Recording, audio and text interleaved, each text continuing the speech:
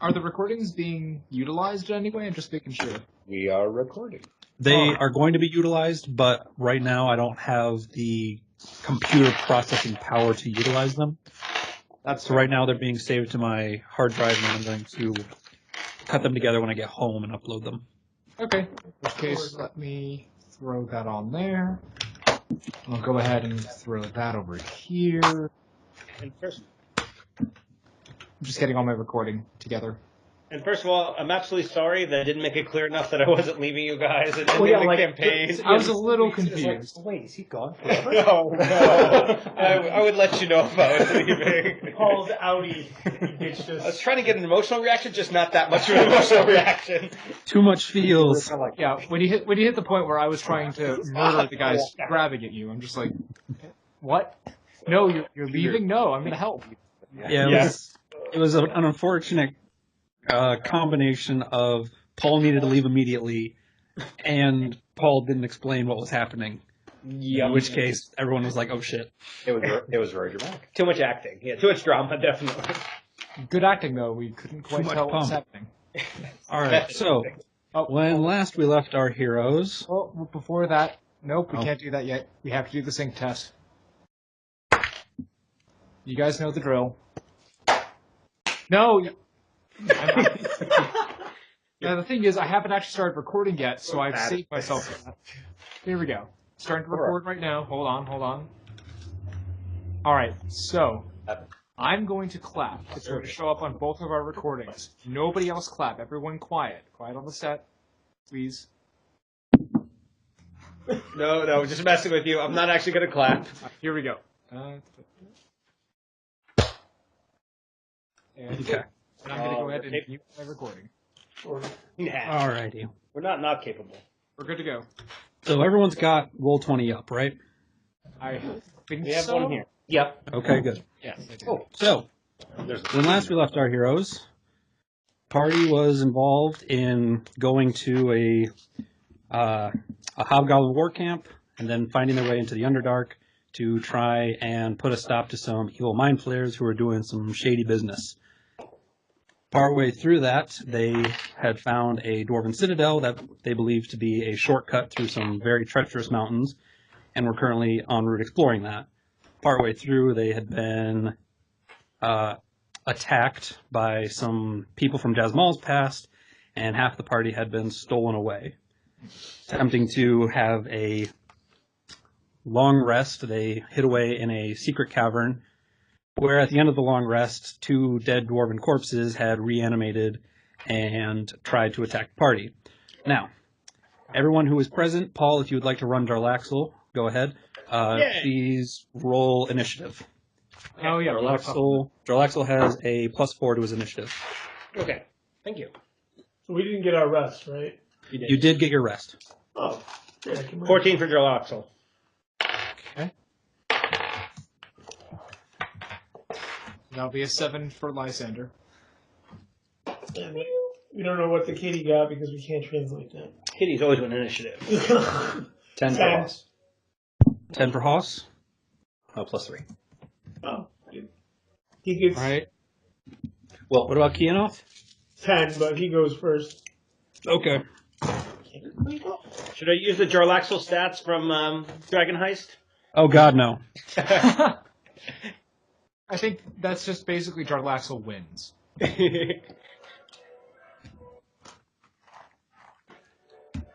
He's better than Strahd, worse than Tiamat. So, for those of you playing along at home. Is that Hall of the Mountain King? If No. you wanted if you wanted the bowl, it's over there next to the napkins. All right. Also, To no one's surprise, first up is Jarlaxle.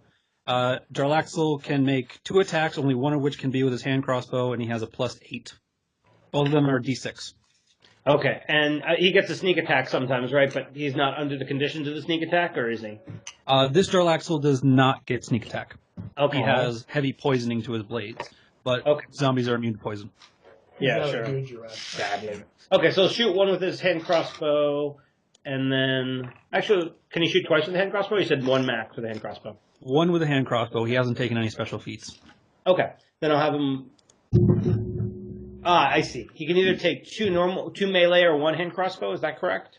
He can take 2 melee or 1 melee, 1 hand crossbow. I see. Okay. So he'll. Is he? This one I'm moving around. Is that him? No, he's the one over by the door over here. Okay, I see. Okay. So he'll shoot the nearest zombie and then walk up and slash it, I think. Okay, go ahead and take your attack roll. Okay. So the shoot is a 13 on the die. You said Yes, plus that'll 8? hit. 21. Okay. Are you rolling damage or shall I? You roll damage. D6 is plus 4 on all. Okay. By the way, at the end of last session, Haas had shouted for everyone to run. Right. Oh. I missed so this that. is Jarlaxle running in to hold them off while you halt flee. Is he good at disengaging? Is that one of his things? I don't think so. Not yet, it's not. He's an NPC. He can take the damage. Okay, well, fair enough. We didn't like him that much anyway. Okay, then his other attack. So he does 8 with the first attack, so 4 plus 4. His other attack is a 15 plus 8, so that's a 2 plus 4, so another 6. So 14 total, depending on the resistances. They do not appear to be resistant to any of that damage. You seem to slash and carve through them as you shoot him with a crossbow bolt and sticks in his neck. Yes, However, how about you? And he says it with a monotone voice because of his translator. I've kind of let it drop, but he is still talking with a monotonous tone, like somebody's punching words into Google Translate. All right, Haas, you're up next. The door's open right now, right? You mostly closed the door so you'd have some privacy from something that was coming at the door. Is this Haas?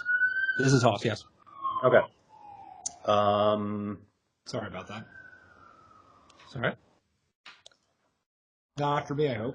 Haas is going to move here Me. and take a readied action to close the door when everybody's on the other side. There's no door here. The door is further down the hall. Okay. That was a 1, 2, 3, 4, 5, 6. All right. As you run down the hall, you see the door. Okay. Ta-da. Did you want to double move to get to the door then? Sure, I'll do that. There you go. All right. As you get, Close the door. it is an interaction to open the door. I dashed. Oh, it's an interact? Could you dash? You had to double move. You know, I'm going to leave the door closed until, Okay. Yeah, until I have actions to, just in case. Yeah. Yeah. To open a door is an interaction, which means you can do it like we say it as part of the move action, but that's not the actual vernacular. You can open one door for free or draw a weapon or something like that. And to open up another door or draw a second weapon, that takes a full action. So you run up to the secret door made of stone, and it is now Keonoth's turn. Okay, where am I at? You're the little tiny guy. Oh, little tiny guy. So give me roll an ugly elf. That hurts my feelings. Give me 40, because that's what I move. Okay. I'm gonna go through the door. Dash. So you're going to use your interaction to open the door. Yep. And then go through. Yeah. With his mind. So, 1, 2, 3. Hold on. He's gotta clear it. Fog of war. As you open the door, you see a whole bunch of shit. I was expecting more zombies. That would have been amazing. No, there is a door right 1, 2, 3, 4, right here, which is closed. No. That is the door in and out of the storage room. Is it as far as I can go? So this is 4. So you have another 4. Put me in like right there, and I'll. Here? Nope. Here? Right there. There. Yeah, that way you guys can. Well, actually, put me one closer. That way, if you guys get in. That way? No, This way. That way. This way. That way, if you guys get in, and they start coming behind you, I can give them a schwack. All right. All right. Next up is Lysander. Yay! I don't go last. It's a missile. Zombies are notorious for not being very quick. So, Oh, I Also know. not being hard to hit either. I mean, technically, we could just farm XP from these guys. No, let's get out of here. 1, 2, 6, 7, and I'm going. Also, I'm going through the door. okay. There we go. That's my turn. So now it's the zombie's turn.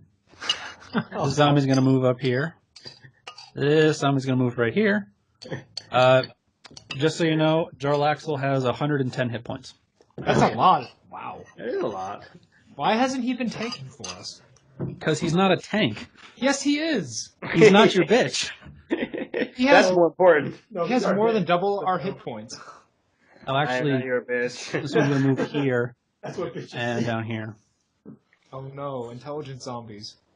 Oh, you have no idea. Oh. The first one, I need Jarlaxle to make a acrobatics check, which would be +4. 4 plus 4. He got startled. Well, They did him a frighten.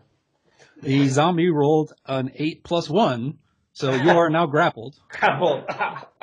Oops, Get hold on. off me. Get off me.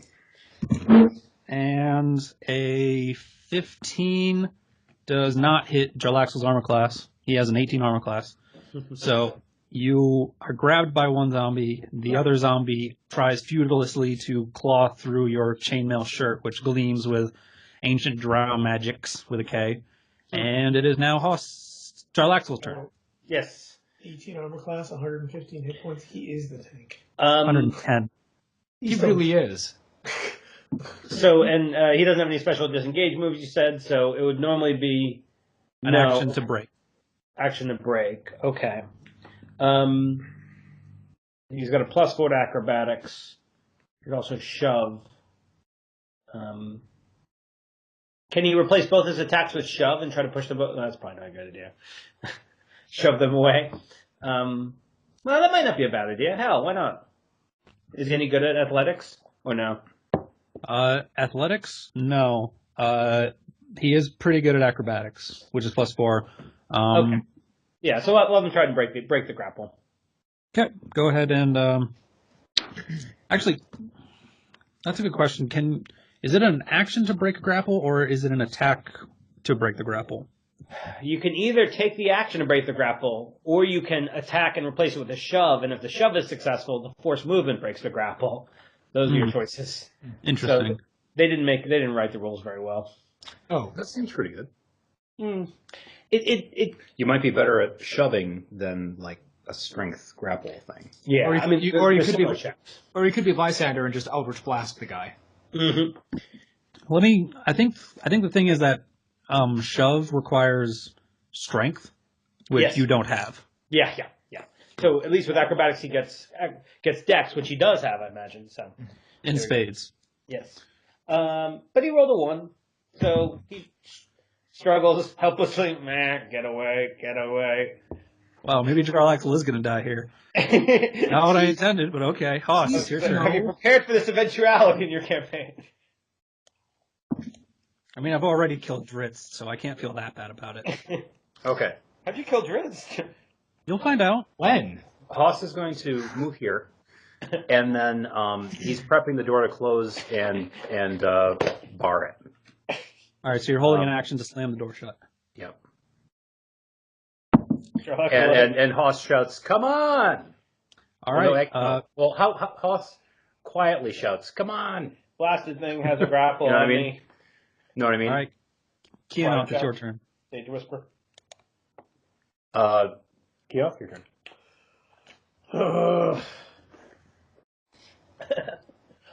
I present you with a moral dilemma. I feel good.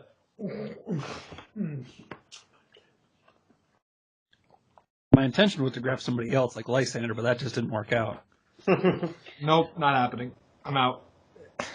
It would have been a much stronger moral dilemma if the zombies had rolled higher. I'm We did not sad. hear anything after Lysander came running back down, right? Like, we didn't hear any more movement, so would assume that he hasn't. Okay, I'll go 40 up. Oh, This way? Yeah, Gets you right to the corner by my math. just lost one. I can't save the ugly elf from himself. So, can I? I'm gonna have to double move. You are. Double move me or move me up right there. Here? Yep, So that's half your move. yep.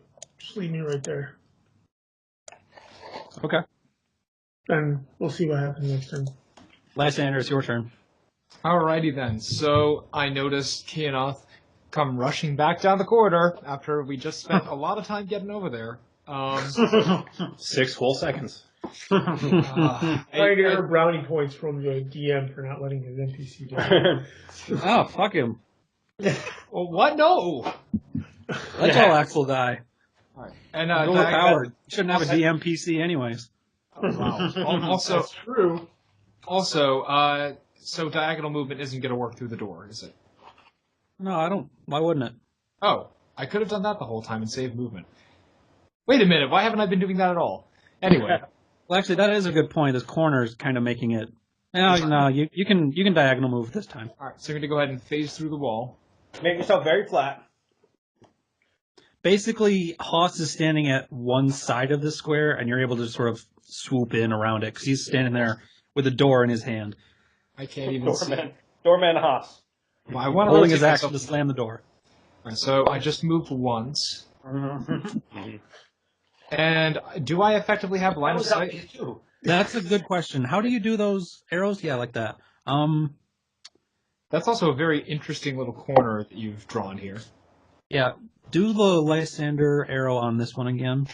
Oh, actually, I can snap from a corner, which might also count, depending on how you want to do it.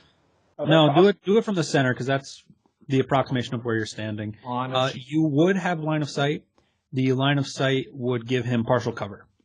Not a problem. I'll hit him. Yeah, probably. I hope so. Let's give it a shot. I mean, you know what a zombie's armor class is, right? Pretty low. You guys fought zombies a while ago. I think Like, it's lowest. it's I like think it's actually. 8 I think or something. 8 is accurate It is for 8. normal zombies. Or I could roll one. No. That's an automatic miss, but I am curious what that totals to. A 3? 3. Oh, no, actually, no, that's supposed to be +4. I didn't add my bonus properly. But it would have been, it would not have hit. Yeah, that still would not have hit, correct. And let's try my second Eldritch Blast. Okay, that's certainly going to hit. 18. There we go. All right. Are you only a +4? How does he see it? Oh, actually, +5. 5. Yeah, you're a +5 at least. I accidentally put in the wrong number. I'm an idiot. You're all right. 14 plus anything does hit. You have successfully hit it with your second blast. First blast slams into the stone corner, and Keonoth, you get chips of stone in your face, and you're very annoyed. Sorry. And it gets hit for 9 force damage. It gets pushed against the wall. Let's have it go through. Let's have it go through the dresser. Well, actually, hold on a second. Yeah. -9 puts it at -1. Oh. And Little things you can put up. so you did 9 points of damage, correct? Correct. 9 plus 5 is 14, minus 3 is 11. Okay. As you shoot this zombie right in its ugly face, the head explodes in a visceral conflagration of gore, and the claws slip free of Jarlaxle, and the body slumps to the ground, bleeding out. This viscous black, like ages old blood. More like dehydrated maple syrup than anything else. Oh God. Also, so the body does not get launched against the wall. Just the head explodes. The head explodes and the body, like your Blasts blast its would have veins. knocked him back if the head stayed attached. Blasts in its veins. Okay, the head took the most of it. Okay.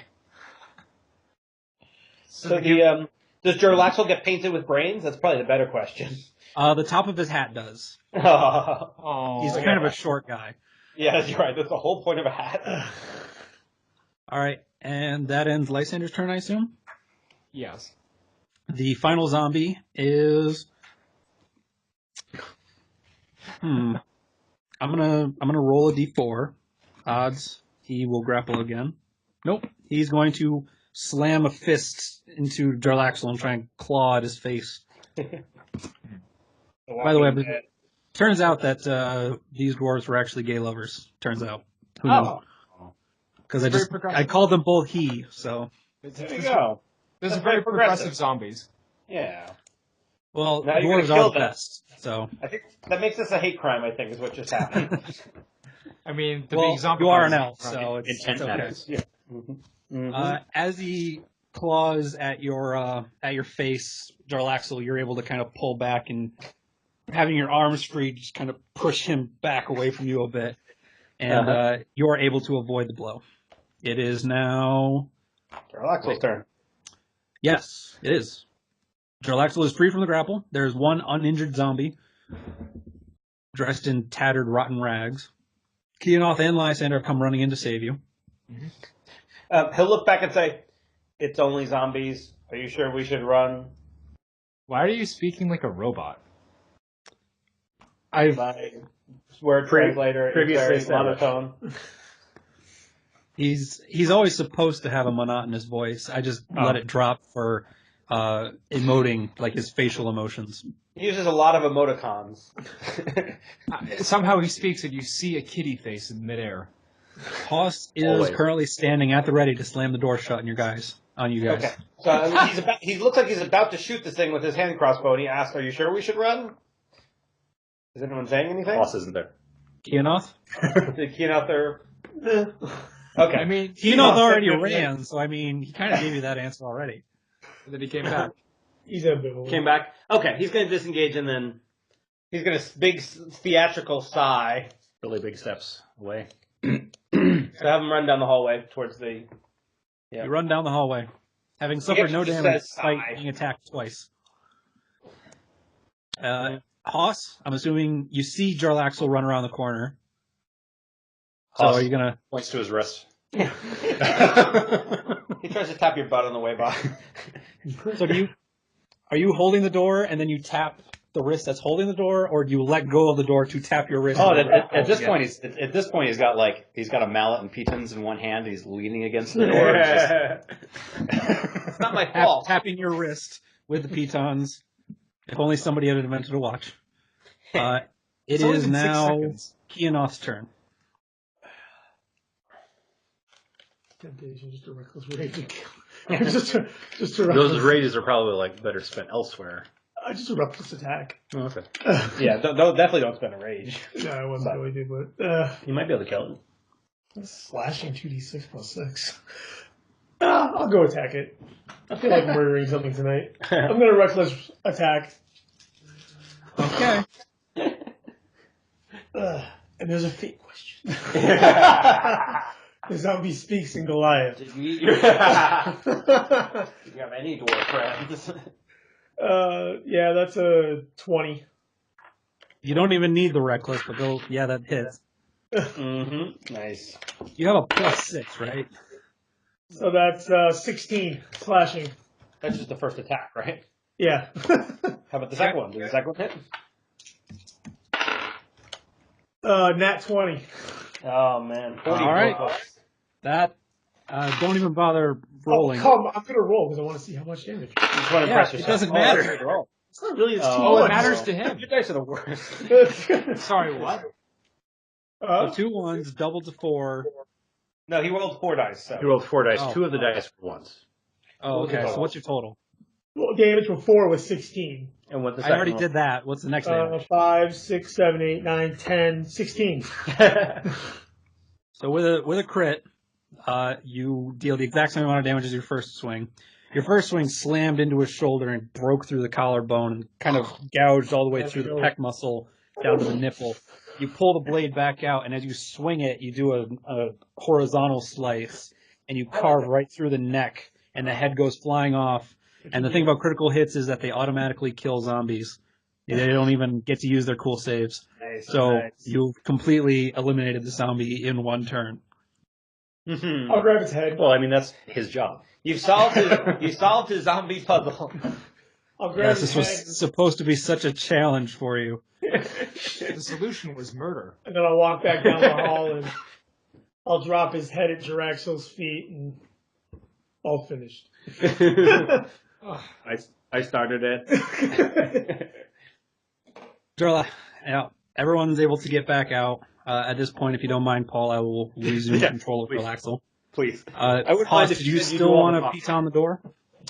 No, when it was evident that when it's evident what's happened, as soon as he comes through, Hoss just closes the door and puts stuff away, and then says, "Okay, now that we have a little time before we get going, I think we should turn some of this rubbish into torches." Like the arms? It's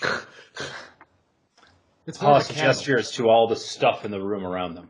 Oh, Beds. I mean, I was gonna say Not the those- bed, like we're No, in the warehouse. You guys can't see anything back here now. Barrel staves are probably pretty good torches. Yeah, barrel staves, rags, just How was the bed frame? Oh yeah, we lost our light source. I forgot about Those are that. different.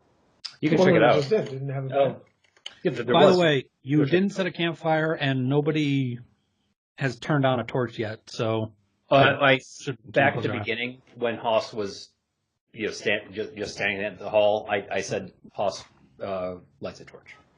Okay. So Hoss is a light source. Okay. Hoss is the current light source, 40 feet. Action to light torches. They last for an hour. And Hoss is now proposing you try and make some torches out of this ramshackle mess.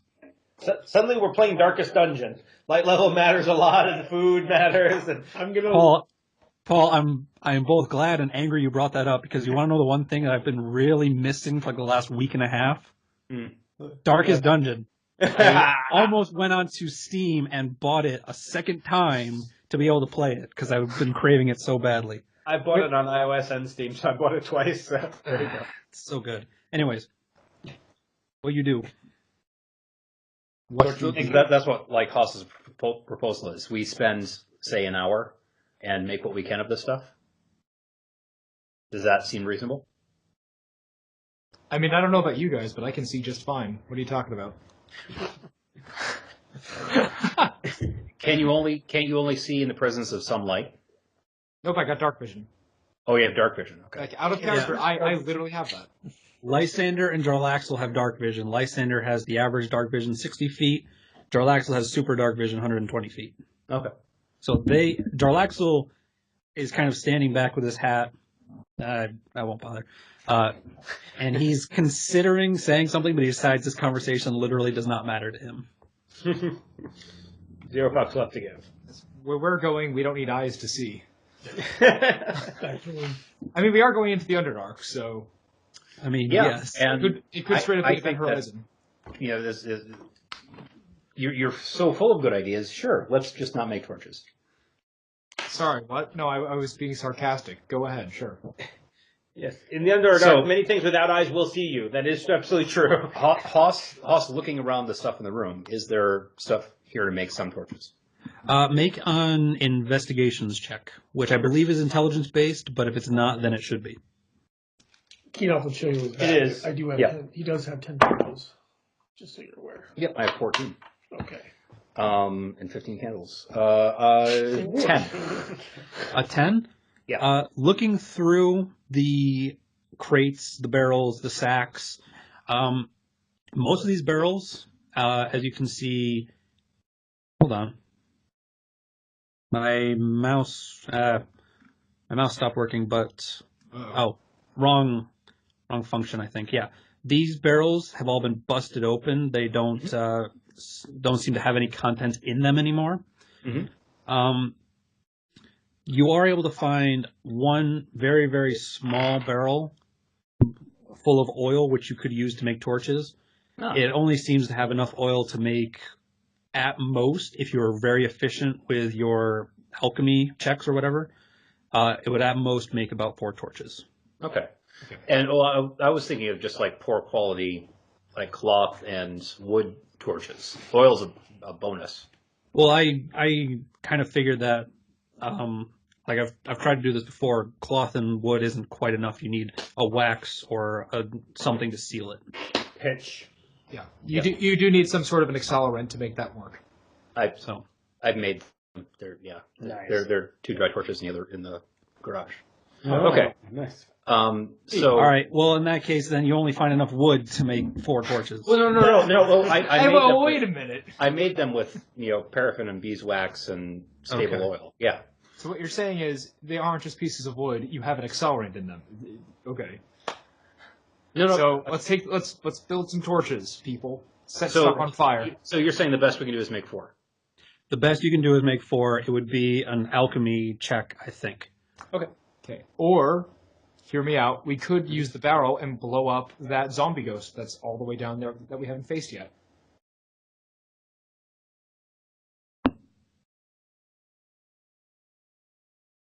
He's talking about the Sword Wraith commander that the 3 of us fought before Bruce was taken. Jarlaxle says. Which is partially in the direction that we are heading.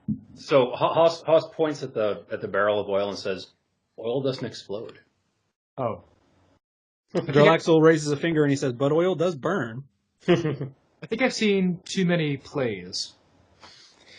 Is it small enough to be thrown? Yeah, it's like this It's a big. cask. Right. Oh. It's a water bottle full of it. All right. It's not a lot of oil. Throw it. Okay, we can do that too. All right. Oh no, I've actually given you a good idea. Whether it's a good idea or not waits to be seen. You have given them an idea that they're using. Okay, so Haas collects from scraps and says, these will be useful. I'll hold on to them. Here, go ahead, take this," and he hands you the barrel.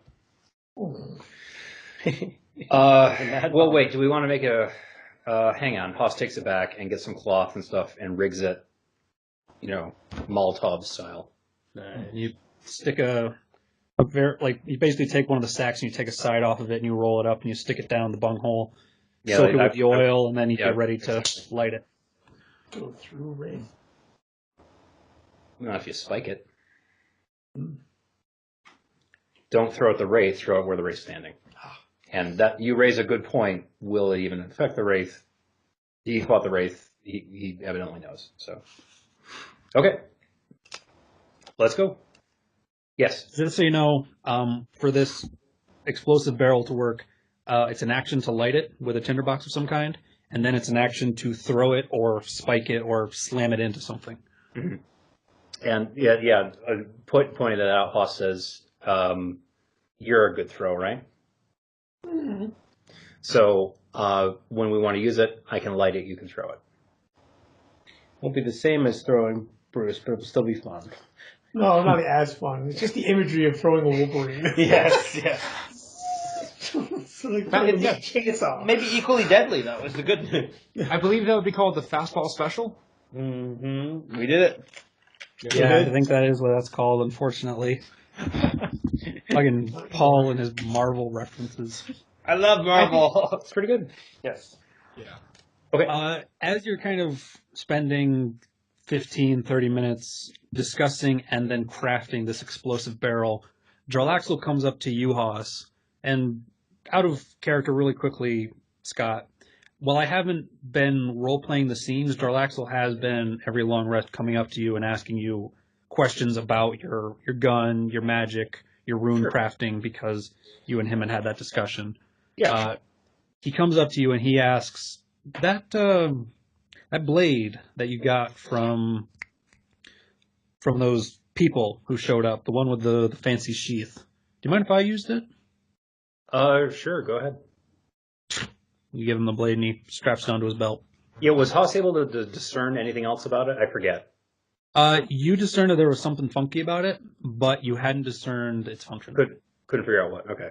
Yeah. Yes. A lot of people had tried to figure it out, and nobody had been able to really figure it out. Yeah.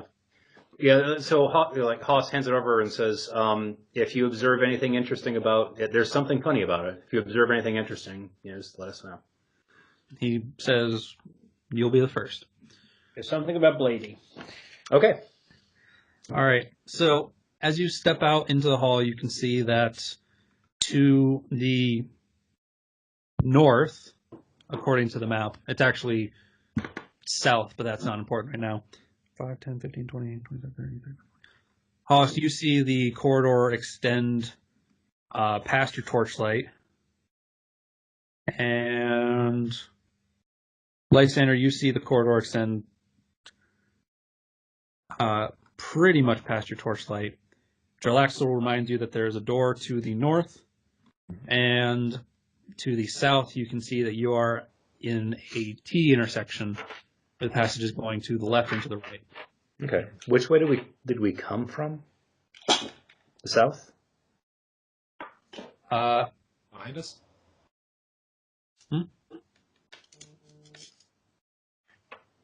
I said, which way did we come from? I heard you, Scott. Yeah, I'm saying we came from that direction. The south. Yes. According to the way that the map is oriented, but... You can say down. Yeah, down. So, if we were to go left, would I be correct in saying that then we'd be going towards the encounter that we did last? If you go left, you would be heading towards the T intersection, which you are the base of the T at right now. So you'd have a left and a right ahead of you, which would be back the way you guys, everybody came. Oh, sorry, no, I got turned around, okay. Hold on. So, do we want to go up? Okay, let's go up. It's like no one says anything. Okay, up it is. It's just a bit confusing because I don't have a clear idea of where we came from and whence. Yeah, okay. So, Going in whence we came. Oh, my there's more reveal area doesn't seem to be working as well as I want, but that's okay. Okay. So, up this way, Jarlaxle says there's a door right about here. Oh, right. Gotta change to this. Jarlaxle says there's a door right about here, and that's where you guys fought the Wraith. Mm-hmm.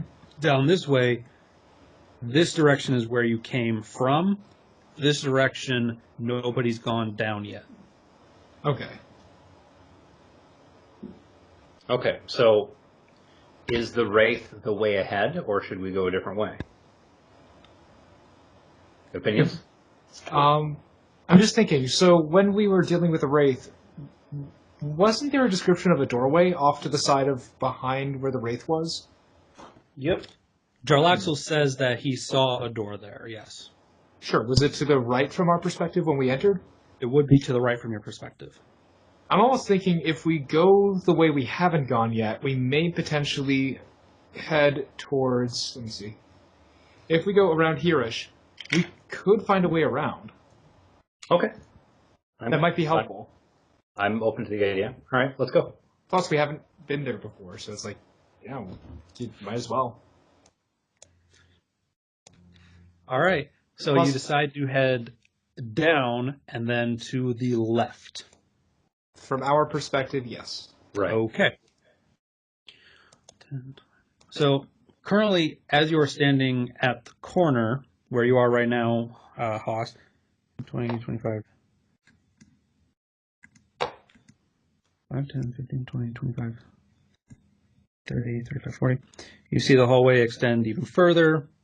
Lysander, you see the hallway extend beyond that. Jarlaxle says that the hallway takes a sharp right-hand turn right around there. Oh, that takes us a completely different direction. Okay. What are you guys thinking? Any thoughts, feelings, concerns, questions?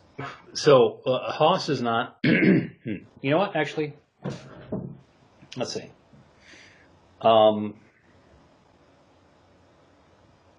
I guess Haas would have an idea in his head of the route they've gone so far, because that's what his original job was. So,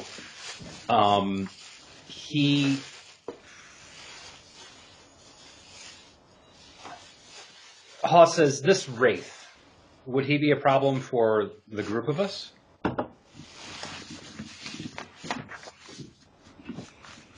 Haas, you rolled fairly high on your intelligence when you were discussing this Wraith, and you would know that it might not be an easy fight, and it kind of would be up in the air, but you could, you have a definite chance of destroying this Wraith right now with his party.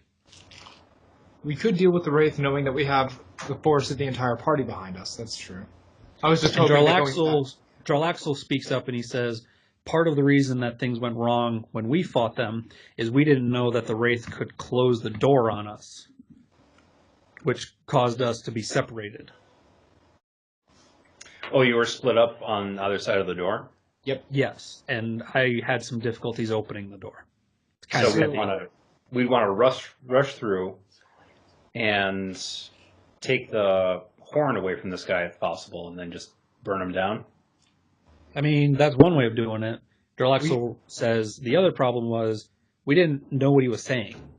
So any attempts at negotiation were dead in the water. Isn't that right, Lysander? Yes. That's right, he was speaking Dwarven. Okay. You know what the dwarves do. Well, I mean, heck, maybe he can be talked to and be a source of information. I give it a try?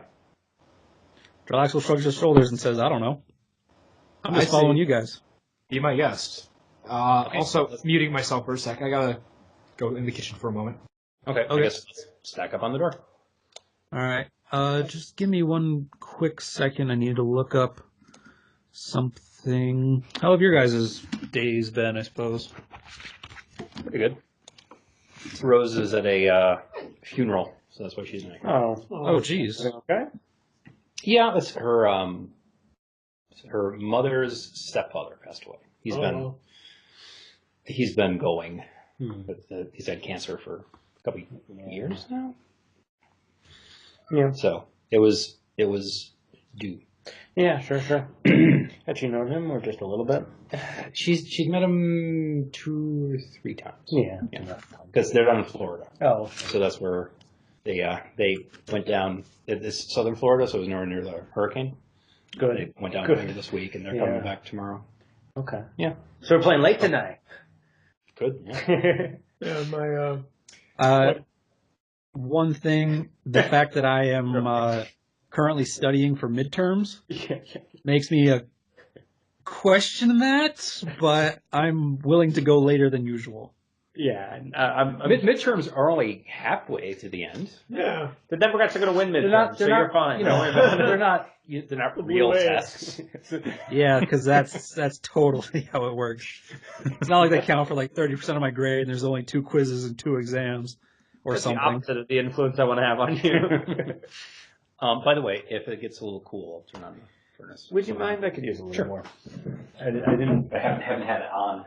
And yeah, I didn't think to bring I brought slippers or something. All right, so we're gonna try something. All right. Also, I find it funny you guys are talking about going late without consulting me, but I have my headphones on in the kitchen, so I can hear everything you were saying. We obviously wouldn't continue without you, Lysander. Of course we knew you were listening. We would have said much worse things if we thought you weren't listening. I was kind of waiting for. Last time. I was kind of waiting for the whole. That Lysander guy's a real dick. Wow. Lysander's nice, but that Noah guy is such an asshole. My coverage Guys are lasted. dicks. My Skype coverage lasted most of the way to Alfred on all these back roads down on 13th South. pretty cool. I mean, I was shocked by how long the coverage went. Alfred's All right, so hang on a second. We're going to try something a little weird. Copy all the party members. Go over to here. Move the players into an entirely different map. Paste. An entirely different map altogether. It's an entirely different map. Yes, yeah. All right, and then the settings. Jarlaxle is still controlled by me. And Haas, still controlled by Scott. Fireball. Keonoth, yep, okay, cool. So, that's neat. I made multiple maps. One of them being the Sword Wraith, and the other one being, actually, I didn't expect you guys to ever get to the other combat encounters, so I didn't map them out, but Good idea. I mapped them out and then tried out this whole page toolbar where I can make multiple maps and then transition you guys through them as it matters. handy. Clever. So, but now, as you say, stacked up on the door. Yeah. There we are. I don't know if the stuff's going to run at the end of the month, but if she doesn't want to run, it might run. No, cool. Whip Rift or something else? Sure. I actually completely missed what you guys were saying. If Cameron doesn't restart the Sunday game soon, I'm going to take back over. We're going to play Star Trek. Oh, neat. Oh boy. If you want. Yeah, that sounds pretty interesting to me. I'm interested, at least. I have not played a Star Trek game. I'm going to use Fate. Oh. Or Fate Accelerated. I want to play Fate. Yeah. Well, Well, I mean, what you're saying is I could Cameron spec Grimes will be all fun. weapons. Ouch. All right, are we ready to get back into it? Trying to be nice, but I didn't enjoy Cameron's style, so it didn't work for me. Yeah, we're ready. Okay. Pretty much. Yep. So you are now currently stacked up on two 10-foot wide doors, which are acting as double doors. Lysander and Jarlaxle say that these doors were particularly hard to open. So Jarlaxle kind of gives Keonoth a baseball pat on the ass and says, "Why don't you give it a shot, Slugger?" Just had a thought, by the way, before we open the doors. What material is the floor made of? Stone. Stone. Damn it! I was going to say use the pitons and. Floor's lava. We were playing that. He looks at Jarlaxle and says quietly, "You want broken hand?" He looks around and he says, "No, I don't want a broken hand. So why don't you go ahead and focus all that anger into the door?" And he slaps you again on the ass. Oh my god! And at that point, I'll not hard, but I'll enough shove the passive oil in his chest. Boom. Boom. I did it with one hand. I got my sword in the other. You just chug out of this one. Just pat him on the ass back so hard he falls over. There you go. Oil. Takes the barrel and just kind of slashes Stand it there around. and build Oh, it. God. Does the door look like it goes in or out? It looks like it opens in, so you gotta push it Dark Souls 3 style. Oh boy. I'll do it. All right, Roll. make an athletics check. Hoss is kind of close behind you. I have advantage. Get rid of the gold. Oh wait, I'm Get not rid of the raging. gun. Damn it. You should roll again. Huh? Yeah, you should roll again because you don't know which one to get rid of if you roll two. Yeah, if you I would- roll with advantage, the then highest. just restart. Oh, much better. Not by one. 14. 14? Okay. Yeah. As you're pushing the doors, they're opening under your rippling pectorals. However, one of the doors actually kind of gets stuck on. Hold on. This. Whoop. Not that. Never mind. I was going to try and move something, but They're not a beholder. the doors push open. One of the doors gets jammed up on a corpse and kind of gets stuck for a second. You push the other door the rest of the way, and you can see a corpse of a fresh, covered in red blood, jackal human hybrid with heavy fur. Oh. You kind of kick that body out of the way and you shove the door the rest of the way open. And peering in, you can see that this chamber is one large stone bridge with huge black pits on the left and the right. Oh yeah, these guys. I forgot about this. So you can see gnoll corpses lining the ground. Lysander, you do not remember there being gnoll corpses the last time you were here. Hoss, you have the light. 5, 10, 15, 20, 25, 30, 30. Wait, hold on. 5, 10, 15, 20, 25, 30, 35. Okay. Excuse me. You are able to see a dwarven specter at the other end. There's a way to do a halo, right? Or, yeah. What's the range on a torch again? 2020. 20 by 20 didn't. And dim light gives you disadvantage on perception checks. But behind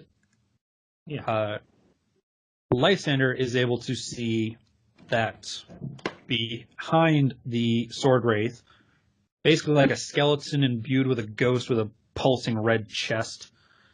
What is that? Aura. Oh, interesting. So 40-foot aura from Hoss's mini. I'm not Nice. seeing it. That's weird. Now we have torch. If only we could limit your vision to that. Why can't I see it? Because you're not special like us. Well, Lysander can see the specter and also the upraised dais that the specter had been standing on previously. Jarlaxle says that there are stairs to the left and right that make this kind of a viewing platform. And there's a bottomless pit to either side of you. Don't forget Yes. that. Mm-hmm. We have not. As a confirmed, reminder, but still. there's a bottomless pit. Yeah, that's not Shadow. Bruce would be able to tell you this. Yes. Oh wait, Only so- Bruce was here right now. So we see that figure on like Haas sees that figure on the edge of the light. And that figure, you can see in one hand he's got a shield, in the other hand he's got a chipped, busted up battle axe. He's got a spectral beard. He has a dwarven form of a ghost, but he's also like a surrounding dwarven skeleton. And again, this pulsing red thing in his chest. If you look in the Skype chat, I think you can still see a picture that I posted last time. Right, I remember it. Do you guys? Yeah. Oh, wait, I remember. And because of the very, very loud door opening, the ghost is staring at you all. He's glaring heavily, and he says something in Dwarvish that Keonoth, you speak Dwarvish, correct? Yep. So Yes, that's Keonoth and Hoss, you both understand him as he says, "Ha! Came back with some more friends, did ya?" And he seems to be staring at Lysander and Jarlaxle in particular. And then he asks, "What happened to your spider friend?" Spider friend. Haas raises his hand and says, "Hail, I believe there was a misunderstanding before. They could not understand you." He turns his gaze on you. You say it in Dwarvish, correct? Yeah. He says, "A misunderstanding? What kind of misunderstanding do you think took place?" I understand there was a fight. Aye. That's not our aim here. What is your aim here? Pass through the mountains. Then why do you be coming this way? Because frankly, we have no idea where we're going. Hoss, I would like you to make a persuasion check. Sure. Diplomacy. Wrong system. No, it's persuasion. Yeah, I know. Yeah. 15.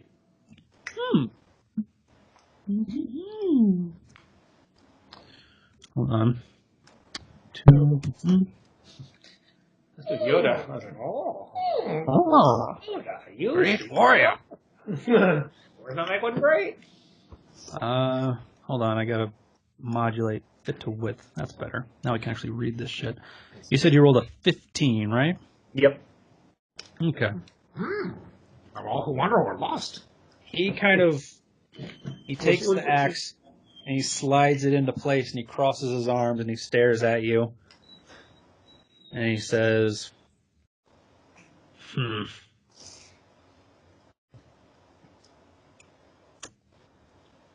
Let me ask you something.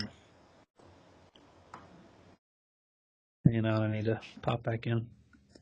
He points to the two elves, and this is in Dwarvish, which neither Jarlaxle nor Lysander understand. Yeah. He points to those two, and he says, "Would you call them great warriors?" Okay, you don't see me. Haas kind of pauses.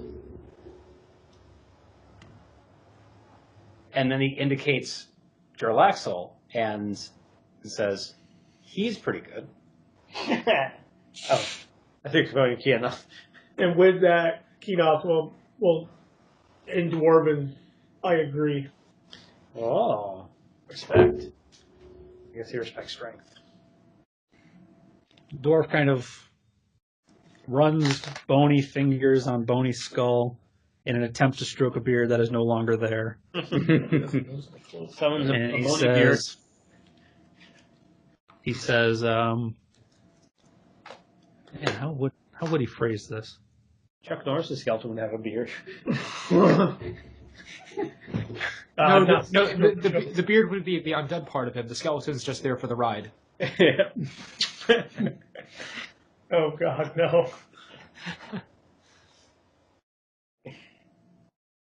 He points at the two of you and he asks, "Are you great warriors?" He's done pretty well so far. One-shot zombies. I am a tinker. I'm a warrior only as necessary.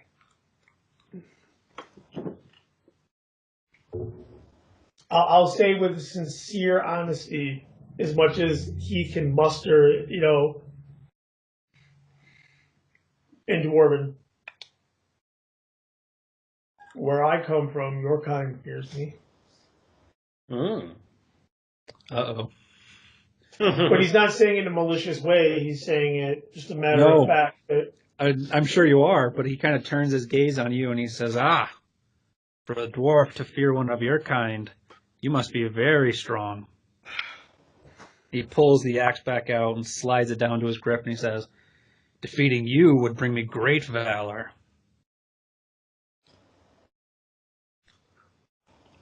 I am only as strong as Bear allows me to be.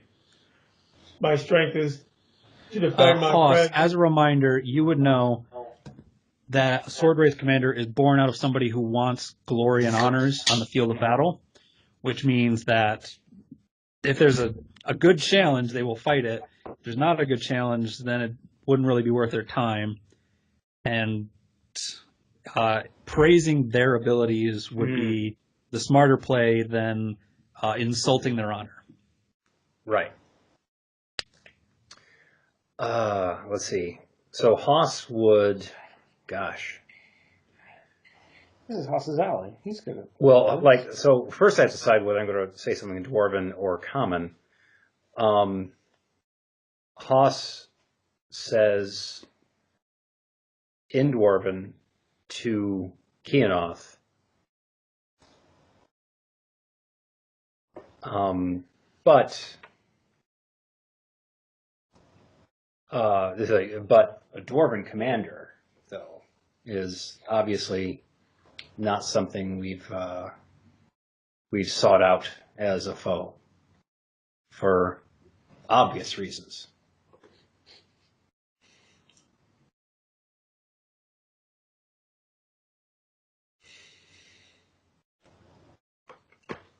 You're kind of hinting towards flattery, right?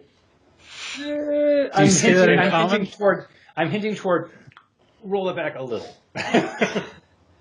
Yes, let me go ahead and because Haas did he did relay this stuff as he was remembering it originally when I said, "Oh, you guys fought a sword race," and then So Keonoth, did you say the thing that you just said to Haas in Common or in Dwarven? Or did you, or not out of character? That was out of character. I'm asking. All right, can we a little less out of character? Haas, go ahead and make a persuasion check. I'm trying to determine Keonoth's response based on my intelligence or my wisdom. Maybe insight. You could roll insight to determine what he meant. 14. Okay. Can I do that? Yeah, you can make an insight check. I mean, that's a 17. You understand his meaning. You would, if you were trying to do an insight check, you probably wouldn't ask him because he'll just tell you. You would ask me, do I understand what he's trying to say? Yeah, I didn't think about it. It really wasn't. It was more of he's talking it out. Yeah. So as a person at the table. Keonoth looks at him, looks at Haas, looks at him, and says,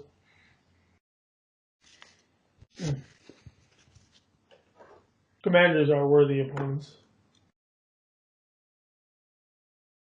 Haas's eye twitches.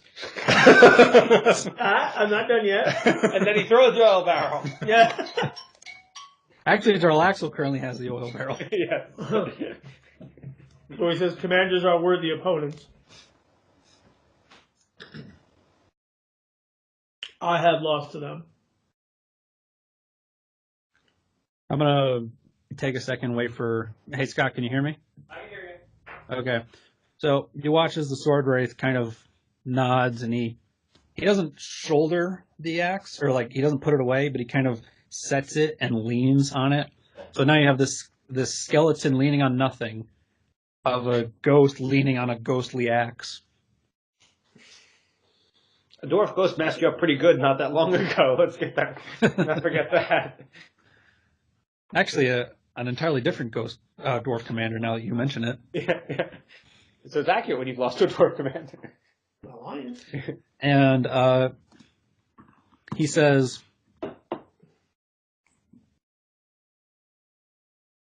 "What does he say?" Fuck. Character, please.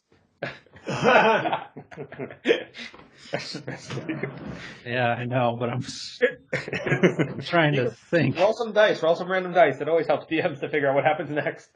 Yeah, whoop-de-doo. Oh, look, 13 and 11. That means nothing to me. What does that mean? That's something medium, something normal or expected happens.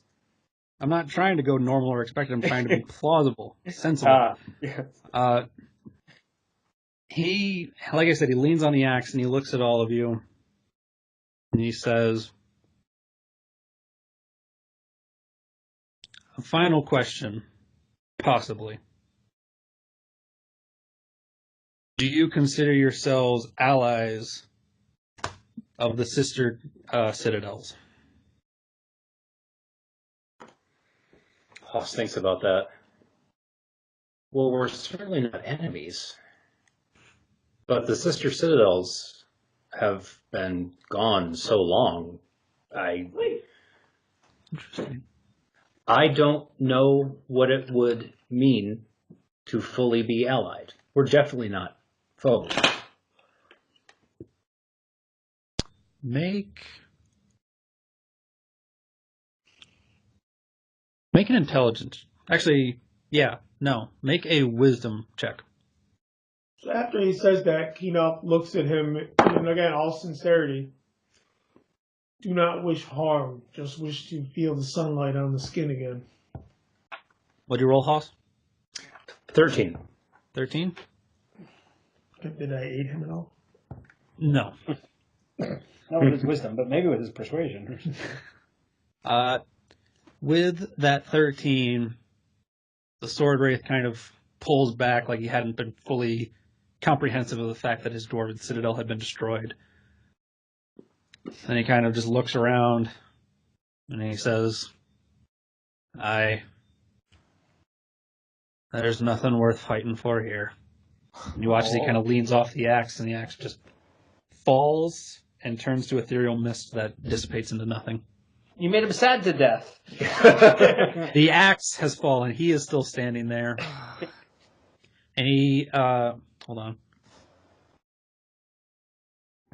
He steps to the side and says, I will not halt your progress. Oh, nice. We thank you. And Hoss comes up. Doopa-doopa-doopa-doopa-doop. In the meantime, Lysander hasn't understood a word of this. Correct. You and Yeah. Jarlaxle have been off conversing to each other in secret whispers in Elvish. I mean, like, yeah, whatever. We can speak Elvish. They can't. And Well, that's cool and all, they're but cool. that's cool and all, but that's not what Lysander said. Because Lysander was just watching this and kind of eyes tracing the conversation back and forth. Just Sure. something dwarvish, something dwarvish, something dwarvish, depressed dwarvish. He drops the axe. And you know, and like, you know, at that comment, you know, like Hoss is walking up across the bridge and says, like, well, most of us speak Elven. To Jarlaxle and Elven. Jarlaxle rolls his eyes because he knew you spoke Elvish. I knew that. He did. He spoke to you in Elvish Isn't that? to convince you not to let Keonoth know the truth about Jarlaxle. Right. Oh yeah. So Hoss is actually going to address the Wraith, I guess. Is it Sword Wraith, you said it was? It's a sword wraith commander, yes. The Hoss says, before we go, what does it mean to be an ally to the sister citadels? He says, What can you tell me? to be an ally of the sister citadels would mean to come when danger calls either to the east or to the west.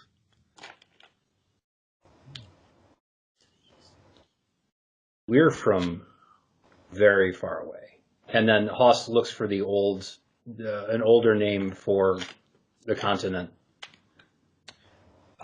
Make an intelligence check, because I don't think I've ever used this term in game before. The continent where he's from, Yes. like the Old Kingdom. That was intelligence, right? Yep. 11. 11? So the oldest term you would know would be the Saren Kingdom. So Haas says, the Saren Kingdom?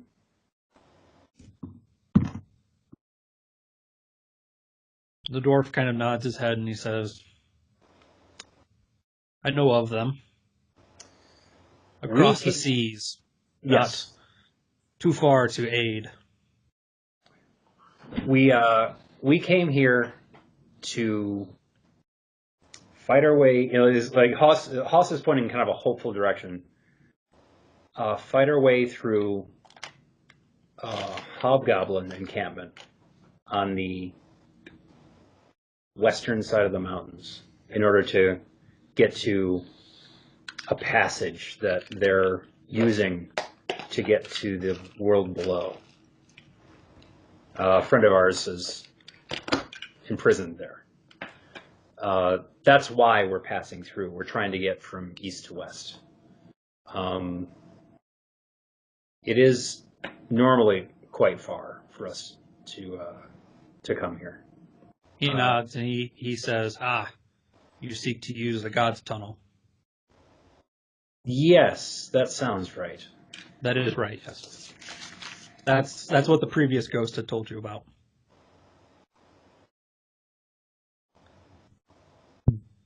And he says, if that is what you seek, tread carefully. We thought the God's Tunnel would be our salvation. It became our destruction. We know of it as nothing but a source of danger and woe. So I'm with you. And he kind of, as you're saying danger and woe, he holds up a finger and he says, no, I literally mean tread carefully. The ground is dangerous. The ground will eat you. Oh, thank you. Not speaking metaphor. Noted. That's oddly specific. Okay. Could be a mistranslation. Haas then says, this way? You point towards the door, Yeah. right? He says, that door will not lead you on the path you seek, but the queen behind it may aid you. Oh. Well, it's worth any help we can get. Haas then turns and relays this to the rest in common. The upshot of that the end of that conversation, and then it turns back to the Spectre and says, "Thank you." He kind of nods his head and he says, do me a favor. Right. Stupid. No. You fuck. Cancel. Turn. Open this document. Thank you. He says, when you return to civilized lands, please tell the dwarves that Dolden Earth Smash, sword in the afternoon, was your ally.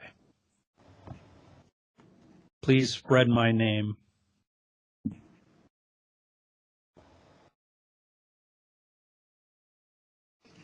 Sword in the afternoon? Yes.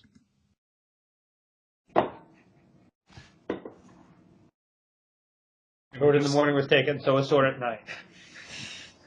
Actually, sword in the morning was taken. It was taken by the ghost that possessed Keonoth. Oh. Also, too bad we lost our bard. Sword at brunch. Second shift sword. First shift sword. Supper Second sword. 11D sword. What about supper sword? Sword key. Yes. Late night sword. Third meal sword. You know, Fourth meal sword. now I see what Matt And we was can actually- talking about when his players always mock his names. Aw. The names And So- so here's a cool thing. Sword like in the morning's cool. like It's a Hoss perfectly is- cool name. Like Hoss is kind of thing is like, oh, that's something to add to Shield of Orlane, ally of so and so. Like that's kind of going through Hoss's head. Sword in the morning. Sword of the afternoon. Anyway, so I guess Word of the morning. we will continue. So you go up to the door? Yeah. As Keonoth Okay. passes by him, he will look down on him and mimic the salute that he's seen other dwarves give their commanders. Make a history check. Oh boy. Okay. Or a straight intelligence check if that's better for you. 19. Damn. Wow. This is the one thing you remember. You execute a flawless dwarven military salute.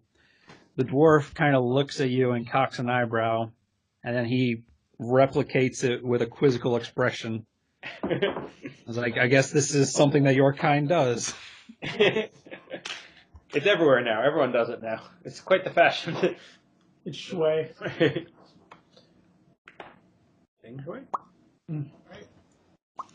All right.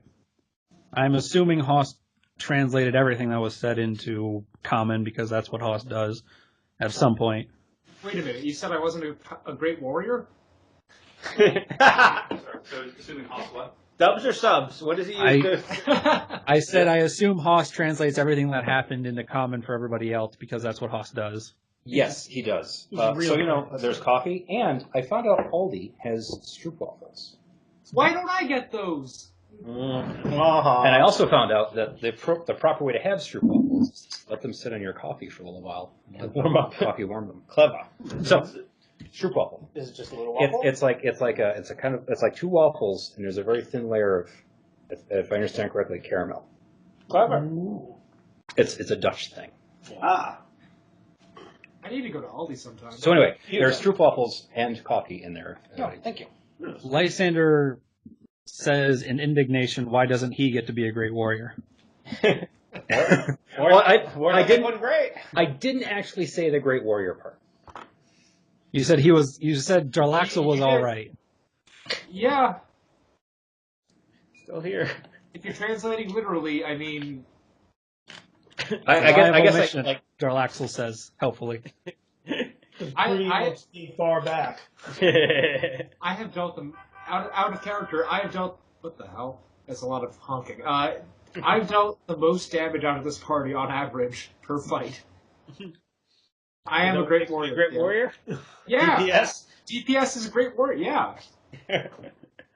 Right, the DPS is complaining. and of the remaining warriors, the one that has required the most revivification. Oh! Ooh. You want some aloe for that burn? Do you need to cure wounds for that burn? Oh, nice!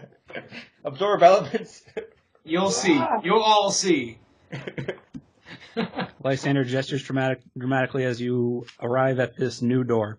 This door does not appear to be made out of stone. It appears to be made out of some sort of wood substitute. Substitute. It's like dried mushrooms. Essentially, yeah. I was gonna say it's in a tofu door. So did the Wraith say the God's Tunnel was this direction? Did you guys ask which direction was the God's Tunnel?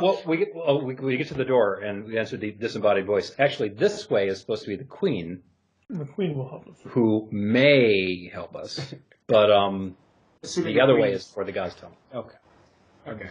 You must have said it. The queen I did will say yes. Jarlaxle hits. Sorry. You're going to Queen? Awesome. Bismillah. I love this Lysander, guy. I think you're muted. I'm muted. Oh, no, now I can hear you. Oh no, it's just that I'm away from the mic a little bit because I'm lying down because I'm exhausted. It's been a day.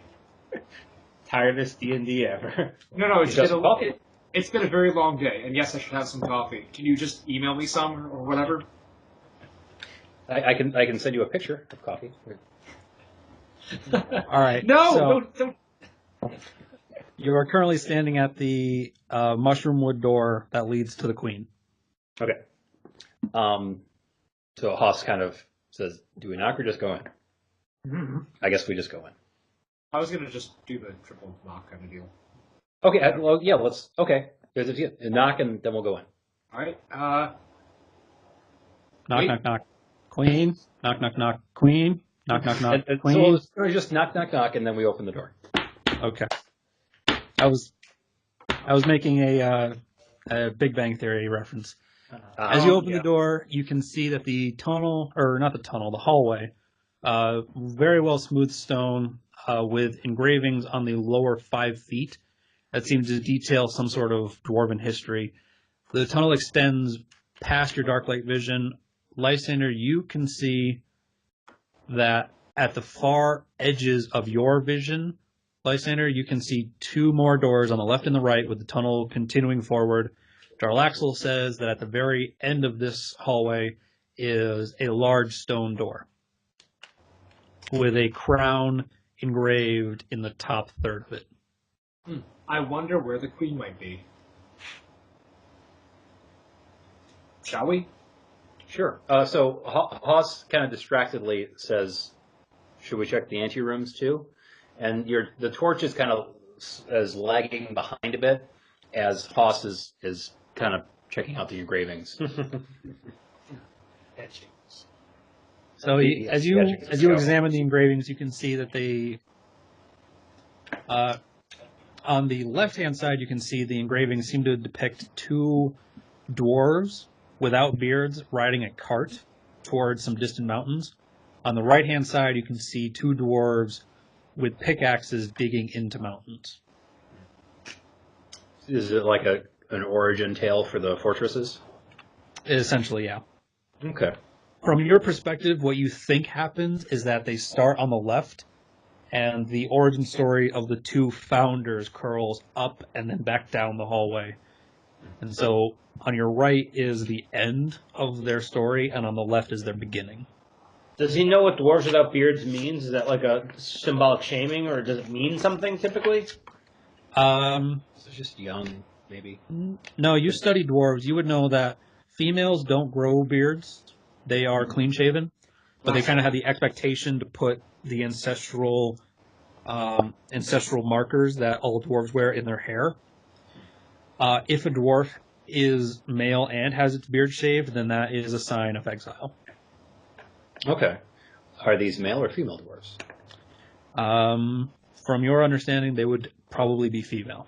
The fact that they established a citadel means that they were not exiled, because no dwarf would follow an exiled dwarf. What did you say, Paul? It's called. He said it's called Two Sisters. The Citadel. Oh. Oh, damn it! I just got that. Failed this lore. Does the engraving convey the names of the sisters? Oh. Yes, it does. Let me pull up my Two Sisters write-up that I made like a month ago. Don't forget. Okay, the more we go through this, the more I'm convinced that this was just a game of Dwarf Fortress turned into a fortress. Yeah. I mean, you have nothing to convince you otherwise. I actually play the game, and this sounds like an auto-generated meme from that. Because it sounds badass. All right. So their names were Frog, F-R-A-G-H, and Mara, M-A-R-R-A. Ringcaster.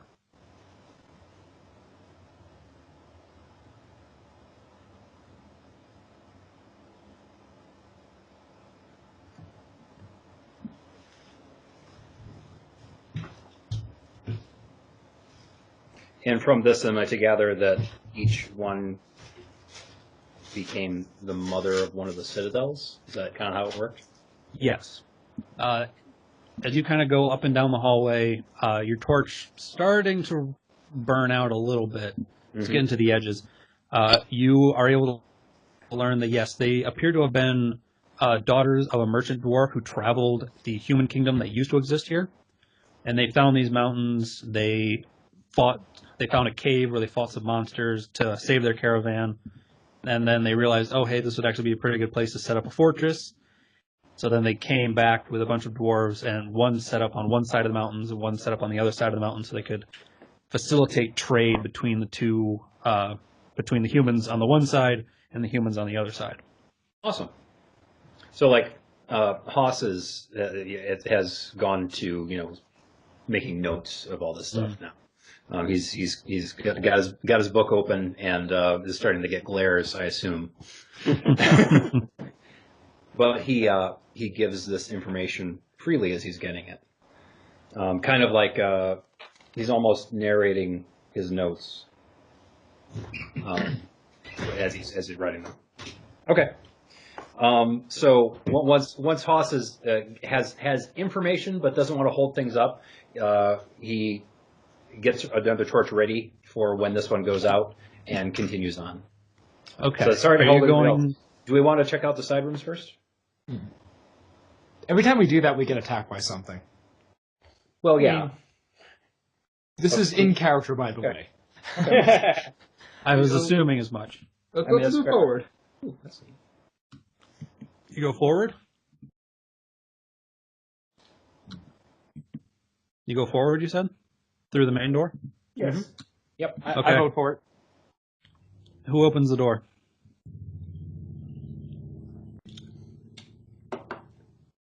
I suppose I will.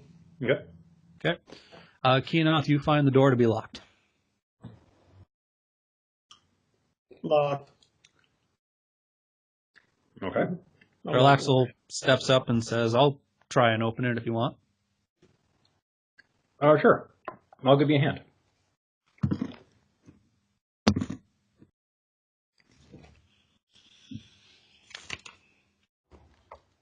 I forget, the Thieves' Tools give you proficiency bonus? Yep. Yes. Yeah, that's usually proficiency, no? Dex plus proficiency usually. Well, of course, if you're rogue. Picking a lock isn't really something you can assist with, unfortunately, because it's Okay. kind of a solo job. Okay, there you go. Yeah.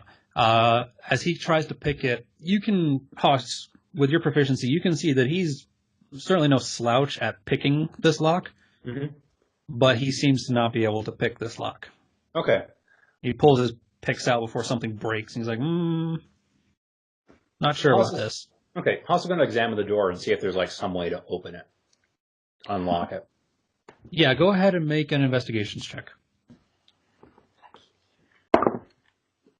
No, 7. You looking at this door, it's like, wow, this is not an easy door to pick.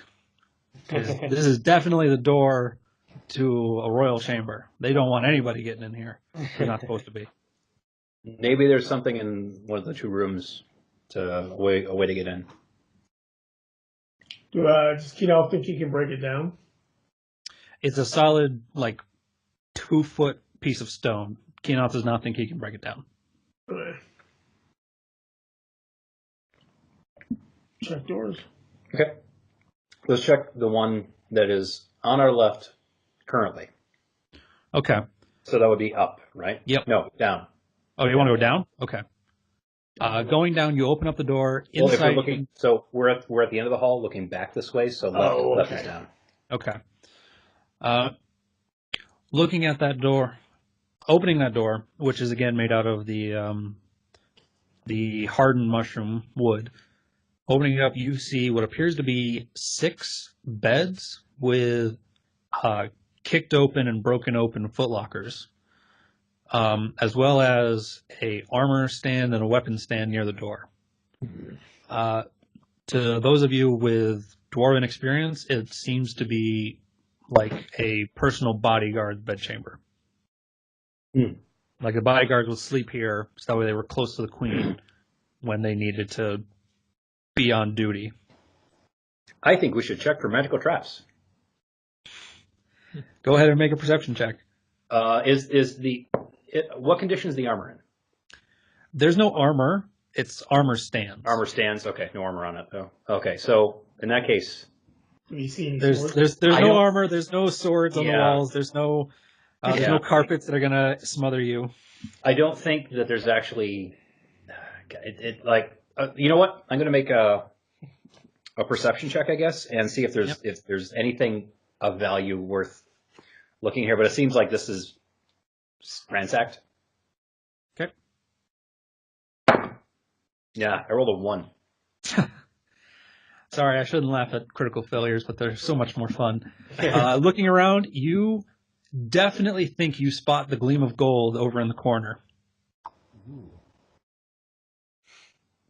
Okay, fair, but that's also not what Haas is looking for.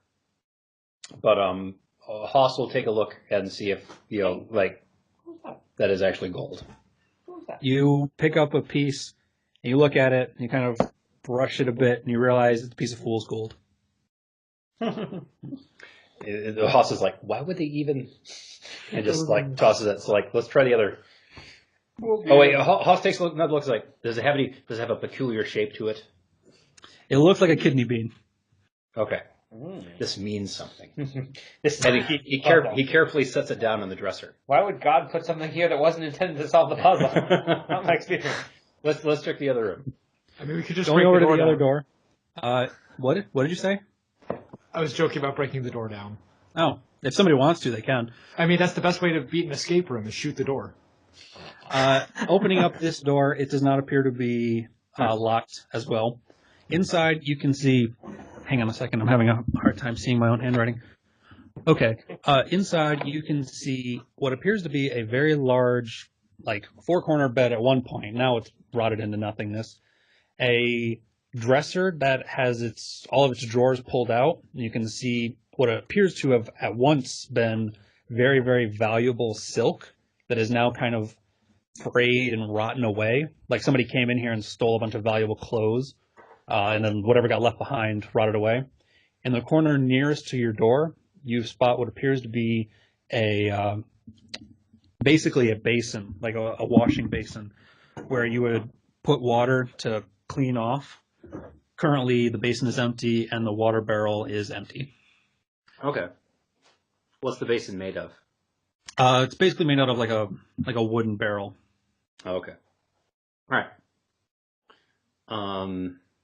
Okay. So, yeah, I guess there's not much here worth checking out. Oh, there's the bed. I'm going to make, Haas is going to make another perception check, just to check around. Go ahead. 18. All right. As you're kind of looking around, you're like, all right, this place has been sacked. This was probably an important person's bedchamber at one point, but now there's nothing. You kind of glance around, and then you realize, out of the corner of your eye, you notice the wall to the right of where you're currently standing. There's something a little off about it. Haas points. Is like something funny about that wall. Dramatic. Jarlaxle says. Should we make it shall I make an investigation check? Would that be appropriate? Yeah, go ahead and make an investigation check. Did somebody want to help with that? Oh. Roll a D20. Jarlaxle was going to help, but apparently you've got this. All right. 7. He don't got this. Oh well. Nice. Critical. Nice. I've never seen that die roll a 20 before. It has. Very rarely. Only at the most critical of story moments. Looking at the wall, you are able to recognize what's wrong about it. Much like the secret door that you had found previously, the door with the dwarven lovers behind it, this wall has a very small dwarven rune embedded into it. You remember Jarlaxle being able to open these secret doors when you found them. Okay. Haas kind of clears off the rune and says to Jarlaxle, this looks like another secret entryway. How did you activate the last one? Oh, I just read it. Oh, What does it say? Okay. Haas reads it. Okay. You recognize that this is basically like the dwarven word for open, but they took all the runes and smushed them down into one. Ah. So as you say the word open, the wall kind of kicks out a little bit, and you can see that there is in fact a secret door. Okay. And I grab the handle and pull it out. As you pull the secret door out, you can see a 30-foot hallway that ends in a dead end, lying dead center in the hallway, a body, but not like a rotted dwarven body and not like a freshly killed gnoll body. This is the body of an elf. Hold on, I gotta get my description. Seems a little bit short, kind of sandy blonde hair, and not dressed in any heavy armor. But you do notice that there's this big red wax seal holding a piece of parchment paper embedded on their chest. And the body looks like they were sleeping. Doesn't look like it's rotted at all. Okay, like stasis. So Haas is going to cautiously approach, and Okay. and he doesn't know what's going on here. So many possibilities. So Haas is going to check. Haas is doing an investigation check. No. Haas is doing a medical check on the body. Go ahead and make a medicine check. Lysander, you wanted to say something? Could I just go ahead and mage hand that note? Do you summon the mage hand and it begins floating towards the body? Haas, did you want to stop him? I guess Haas says, "Do you know what that sigil means? Nope. Have you ever heard of exploding runes?" Oh, you're gonna finally pull it on us. Mwah. Never mind. Actually, no. I would be outside the blast radius. I'd be fine. 20 30 feet. feet, mage hand. 30 feet, mage hand. Are you gonna drive the hand forward? I'm actually gonna wait on Haas's determination as to what the condition of the body is. Okay. Jarlaxle says, "Is it really worth our time to check this highborn out?" Wow. Well, racist.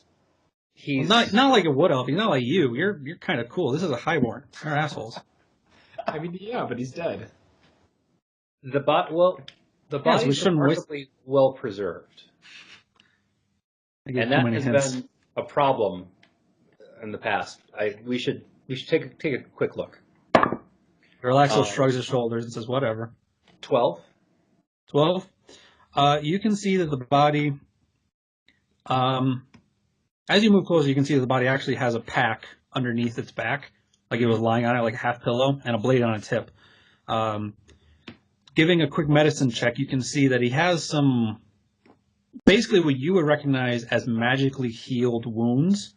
Like when somebody gets carved open with a sword and then magically healed, there's a very, very faint white line. Right. You can see that he has some wounds like that have been magically healed, as well as like a green, like his veins right around his neck right here have this green tint to them. Okay. I don't know what. Okay. I don't know the meaning behind that. So. Well, I no. was kind of leaving it up to you. Behind that. What? I observed that. You observe that, and you kind of Yeah.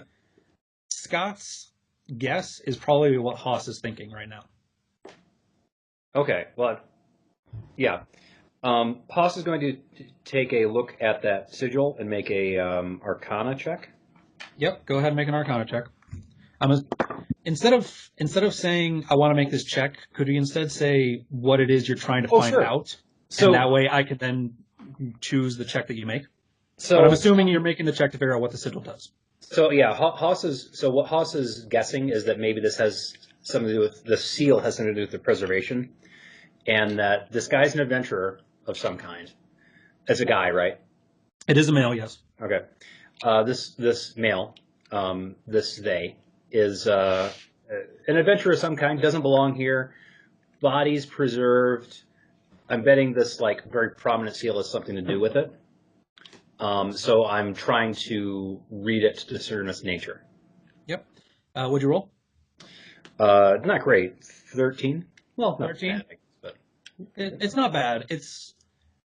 It's a little bit out of your scope since you spent so much time hanging around wizards. Mhm. But you do think that this sigil definitely smacks of divine, not arcane, and it definitely it gives you the vibe of some sort of preservation. Yeah, definitely outside of any pay grade that you've ever met. Okay. Like anyone whose abilities you understood what they were doing could not have done this. All right. So Haas says, And yeah, it was some sort of preservation magic. Yeah. Haas says this guy's been magically healed and preserved. He's not from here.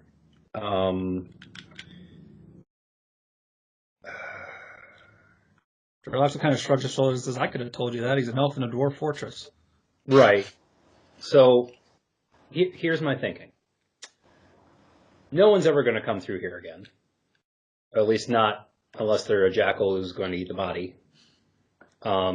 Maybe I'm not keen on leaving him here. Maybe if we remove the seal, he'll wake up or he'll die, but his question will be answered. Jarlaxle kind of was like, 50 good, 50 bad. Well, if it's I'm not up for a exploding roll of runes. dice. His other companions be. Oh, wait, what did you say, Lysander? He said, I'm up for the roll of the dice. Yeah, no, I said, at least it's not exploding runes. Right. I mean, unless I'm One of these days, Lysander. like unless I'm really wrong, and then he yanks off the seal, Oh, Okay. now you're doing it. Okay. and then Paul's observes. character, or I shouldn't have given it away that quickly, but you watch as you tear the seal away. The magical energy that you weren't quite aware was surrounding him kind of pulls and fades. Like as you pull the seal away, you kind of watch as this bluish kind of encasing around him kind of forms, and then it just as quickly shatters. And as it dissipates, the elf in front of you, his eyes kind of flare open, and he opens his mouth to take a breath. He does not seem to be breathing. Quickly, give him mouth to mouth. Haas squints and looks at you. Oh, yeah. Keonoth, give him mouth to mouth. Aristophanes, you take 1d6 poison damage. You gonna thump him on his chest? Ah, crap. Unfortunately, that does not seem to be the cure to this ailment. Okay. Somebody want to try something else? Is anybody else going to play? Shit, what do we Yeah, have? no shit. Can I talk yet? Or not yet? No, you can't breathe. Well, thanks for coming, Paul. Yay! So, like, Didn't you guys buy anti-venom? Wasn't that one of your things? Haas is Wait, going wait, to... wait. Anti-venom, and Joff has a protection from poison spell scroll. Except in he doesn't... Haas's haversack. Oh, Yeah, but I don't really... Yeah, I guess at some point I would have cataloged what he has, but I don't actually have a catalog of what he has. Aristophanes, you take 4 poison damage. Haas is like, oh, what do I do? And is trying to figure out how to help him. Make a medicine check. Both of you make medicine check. Why not? Yes. Everybody makes medicine checks. Jarlaxle's standing back, and he's like, maybe I could shoot him and put him out of his misery. 15. Keonoth nods. Yeah, good thinking, Jarlaxle. You could just go ahead and save this guy's life. 17. All right. Haas and Lysander, you would know that this is some kind of poison that prevents them from breathing and will kill them if not dealt with quickly. Ah, crap. Again, Haas, you did buy... Did you buy antitoxin or components of antitoxin? Antitoxin. And you would know that Joff did have a scroll of protection from poison, which can cure poison. It is currently in your haversack, which would take an action to get out. Okay. I'm going to take out the scroll. Okay. Actually, no, I'll use the antitoxin because the protection is more versatile. Yeah, so, like, Haas is... and finds the antitoxin. Okay. Aristophanes, And takes it's 6 holding it out. poison damage. What? He takes the poison. He takes the antitoxin out and is holding it out. Yep. So maybe his action could be to administer it. Are you pointing to Lysander? Yeah, I'm pointing to Lysander. Sure. Just open mouth. Drown It's in. a vial. You pop it. You shove it in their mouth. Glug, glug, glug, glug. That's Goes the down idea. easily. Paul's character, you taste what essentially amounts to like a sour apple Jolly Rancher be poured down your throat. More poison! No, I don't do that. You start stabbing everybody in the party. After a second, your throat opens up, and you are able to take a breath for the first time, and you don't know how long. Yes. So I look around, kind of breathing heavily. I'll beat you all apart. I'll take you all together. I'm like, Oh, shit. tosses in your face. A giant walking automaton made of metal and wood, and carrying a strange crossbow with a broken firing arm.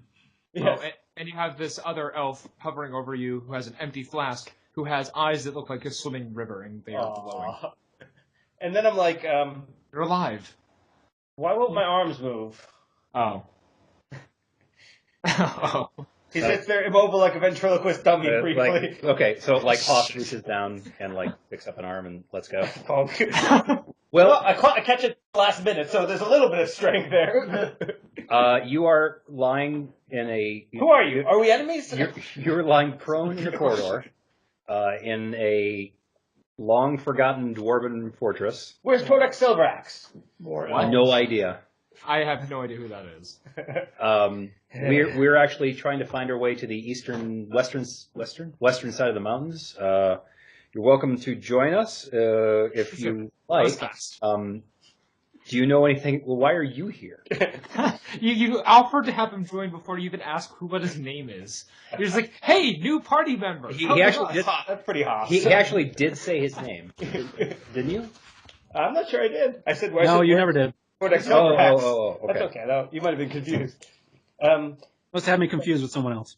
I kind of wiggle my fingers a little bit, so there's a little bit of something going on. Move your big toe.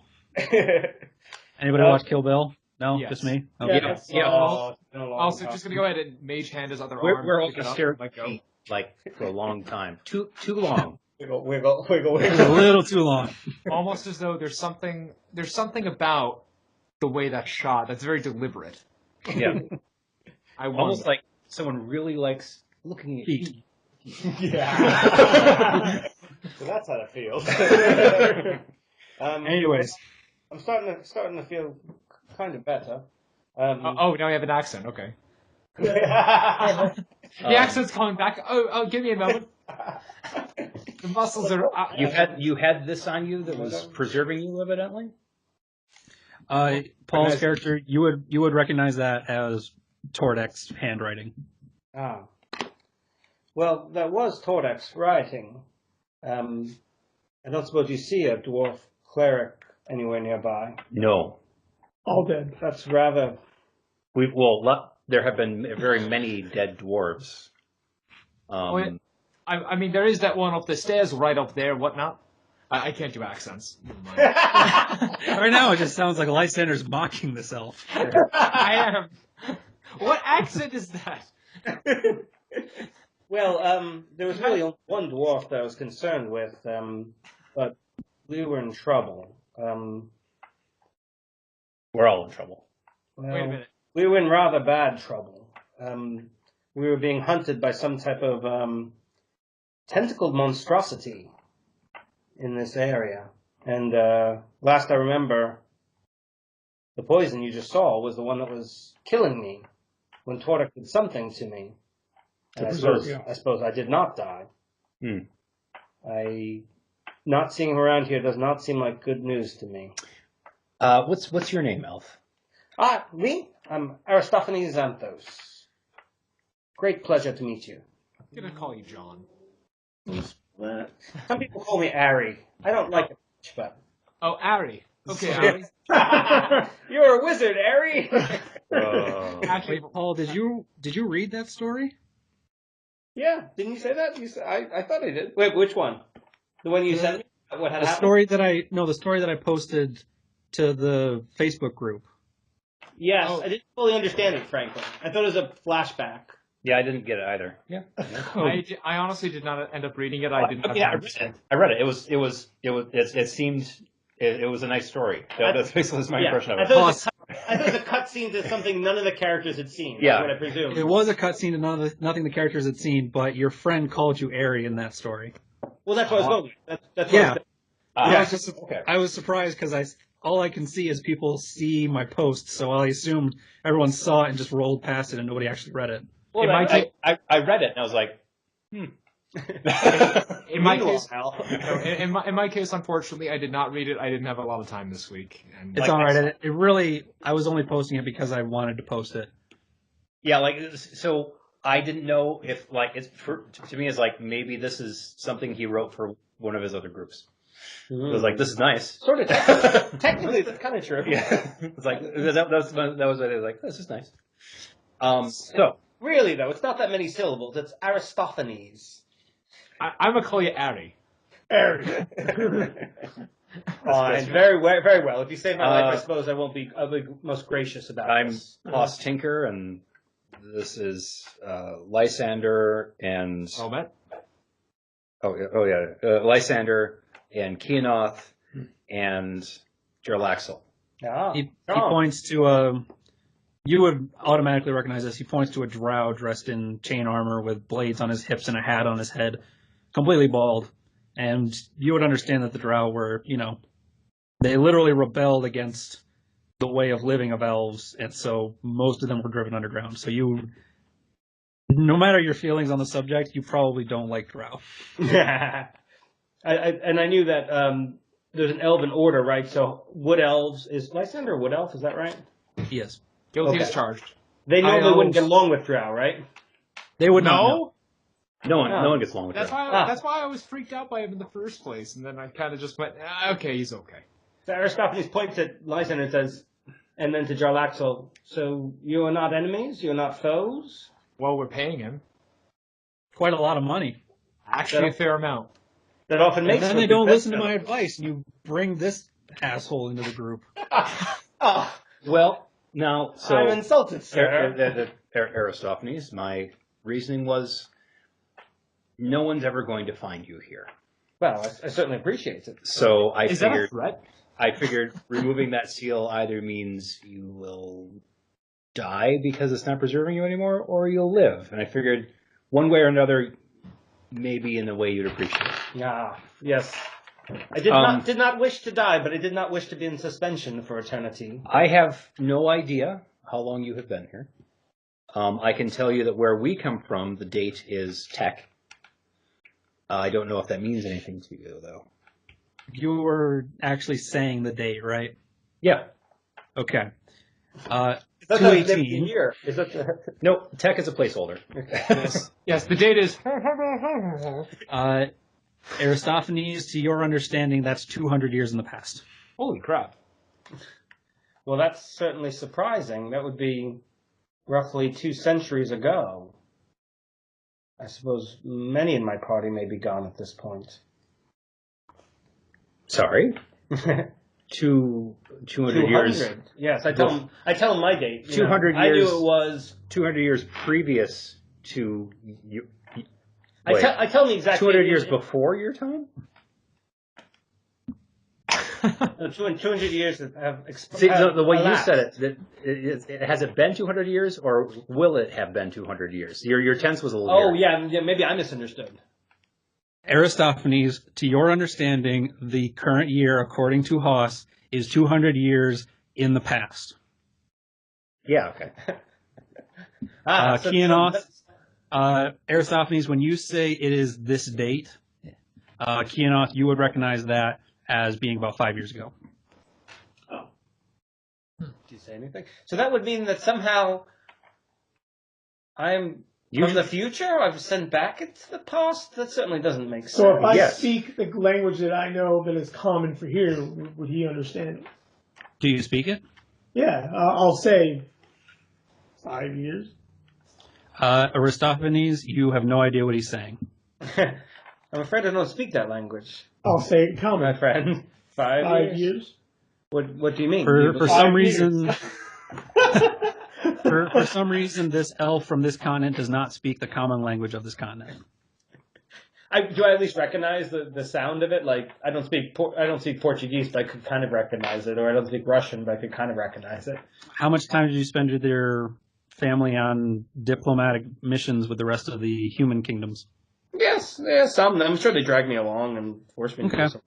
Then you would understand that he is speaking the common tongue of this continent. Ah, that's Gothrasian? Gothrasaic. I do understand that you speak Gothrasaic. I just do not myself. I'm not fluent in it. But are you saying you believe there's a difference in our numbering systems and date systems? 5 years. 5 years in the... So my date is 5 years ago in your mind. I see.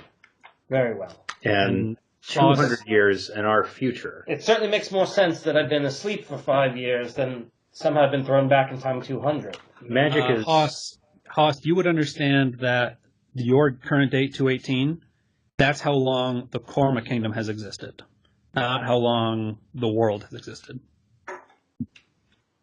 Okay. It'd be like saying AD to someone who doesn't believe in Christ or hasn't heard of Jesus. Or Okay, so when Hoss gave the date, he would have given it relative to the Korma Kingdom, knowing that he's not from around here. So he would have said something along the lines of the year. What's the year? 218. The year 218 in the Korman Kingdom calendar. Which I've never heard of the Corman Kingdom calendar, right? You've never heard of that calendar, no? Okay. So I'm simply just unfamiliar with that method of keeping time. So nothing strange is going on. Well, nothing more strange than me being in suspended animation for up to 5 years, I suppose. I'll be right back. Yep. Okay. It's like I was very worried that we had lost 200 years, but no, that was just a misunderstanding. Mistranslation. And believe me, when you don't have to tell me about magic being strange. I'm someone who certainly knows about magic. Yes, especially if you end up in a place like this. So Yes, we're just outside the Queen's chambers. We were going to go in, and we just spoke to a very nice sword wraith. Yeah.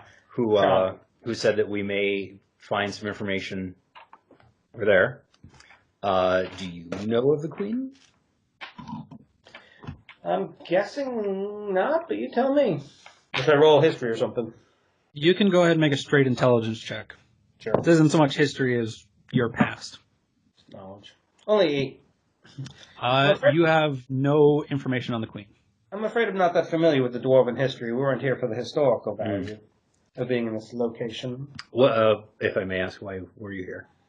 Well, simply we were exploring this dungeon. We had been, me and my group of companions had been outside, and there we had been set upon by a green-colored dragon. We took shelter in the cave and started to explore this particular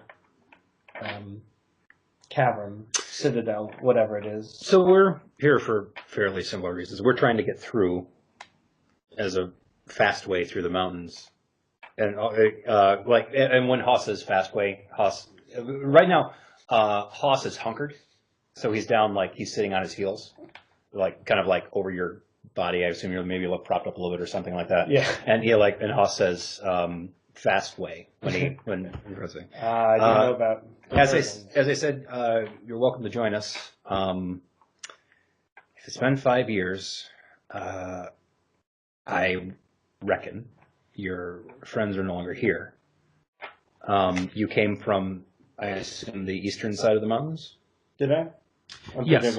Yeah. Yes. You did. Yes. And actually, unfortunately, this is a rather dangerous citadel. You must have some skill with the martial arts. One of my companions, 2 of them, had already been killed by various dangers in this particular citadel. Well, none of us have been killed yet, though. It's rather good news. 2 of our companions, their past caught up with them, and they're not here anymore. Now that's an interesting Yes, it's occurrence. Yes, it's rather unfortunate. But in any event, sorry. We are fairly capable, but we're also trying to deal with this as quickly as we can because this is a dangerous place. You seem competent chaps. Yeah, luckily he indicates again Jarlaxle and Keonoth. Jarlaxle gives you a sassy salute, like hi. I give him kind of a formal bow. Indicates Jarlaxle and Keonoth. We have very capable people. Well, excellent. Seeing as I have no other companions that I know of, I could certainly at least use escorts out of these particular citadels. Yeah, I think we're perhaps in accord here. Very well. Anyway, Sure. up on your feet. To the Queen? Pulls you up and gives you Hoss kind of gives you a shake and is like, steady. I'm assuming the whole time I was kind of flexing and starting to gather, Yes, I think steady enough. I think at this point, feeling right as rain. Yeah, the stasis magic kind of every day or so kind of made all of your muscles tense at the exact same time, so they all stayed well in shape. So that way you had no atrophy from your 5-year slumber. Well, if it keeps you from rotting, you'd think it would also keep your muscles from atrophying too, though, you know. Yeah, there's a difference between rotting and atrophying, but yes, you Every are 18 hours you go. you are filled with vim and vigor and quite a bit of hunger. You're ravenous. You haven't eaten anything in 5 years. You also haven't gone to the bathroom, but that's neither here nor there. I don't want to know how that would work. I start tearing into some of my rations. You don't mind. Congratulations. All of our rations are gone. Yeah, well, feel free. We're just follow along. And Haas starts Very well. down the tunnel toward the dead end. So another 15 feet, you get to the dead end. Sorry if I missed this bit. What were you even doing down here? Well, we were certainly a group that was inclined to find certain types of rewards and treasures wherever we could. And like I said, we were on the trail of a green dragon who actually got the better of us and rather forced us to retreat into this cavern entrance. Jarlaxle kind of speaks up and he says, so you are a proponent of enlightened self-interest, you could say. Ah, very well. If you don't take care of yourself, then perhaps who would? Maybe I could translate to common. We're adventurers. Jarlaxle says, well, I was actually saying he's a greedy bastard, but that works too. Like white jars, the sugar's in the middle. That too. Jarlaxle said, we're saying he is. And the coffee cups are right above. The adjective. Jarlaxle says, well, I was saying he's a greedy bastard, but that works too. More about Enlightened heroics. self-interest translates to greed. More about heroics and daring do and exciting adventures with occasional monetary rewards. I also You're have an entrepreneur. or maple syrup if you prefer. Certainly those. entrepreneurial. And by that you mean stab things. What did you say, rakishness? What? He said stab things. I said you're starting a business. We started a business of stabbing things. Yes, that's very, very accurate, now that I think about it. Oh, and torches? Oh, please. And I cast a light spell on the torch, and maybe I can lend a little help here. Oh, thank God. Yes. The second he does that, your torch sputters out and dies. Yeah, like Haas throws it against the wall of the. It's like and Haas says, "Oh, thank you, Vajra." I was going to say, which god? Our friend who left, actually, both the friends who were gone were both capable of producing light.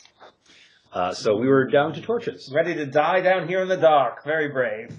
I can see in the dark. Jarlaxle points, we could have left. It wasn't that long of a walk to get down here. See, and you miss out on all the adventure. yeah, we wouldn't meet Ari here and become friends with a not-so-dead elf. And you didn't see the green dragon, correct? I hope he's not still in this vicinity. Was there a forest filled with elementals out there when you were here? You would know about the elemental forest. You and your companions decided to skirt that. Ah, yes, of course, the elemental forest. Quite dangerous. Okay, so it was... Wait, we could have skirted it the entire time? Oh, man. Yes. Yes, you could have. We decided to go through it. Because it's faster that way. Very well. Shall we meet up with this queen you speak of? Yeah. And Haas is looking at the door, or rather looking at the wall. It's like, I'm assuming there's a hidden door here. You don't even have to make a check. You can see the dwarf rune. And Haas goes, open. You say that in Dwarvish? Yes. The door kicks open. They're rather unimaginative in their passwords, eh? Well, I mean, you got to find it. Indeed. Giving it a good heavy push, the secret door is pushed out of the way. On the other side, you can see a chamber that is about 40 by beyond your light source, 40 long, beyond your light source wide. And from where you're currently standing, you can see a dais with, how to describe it? Hold on.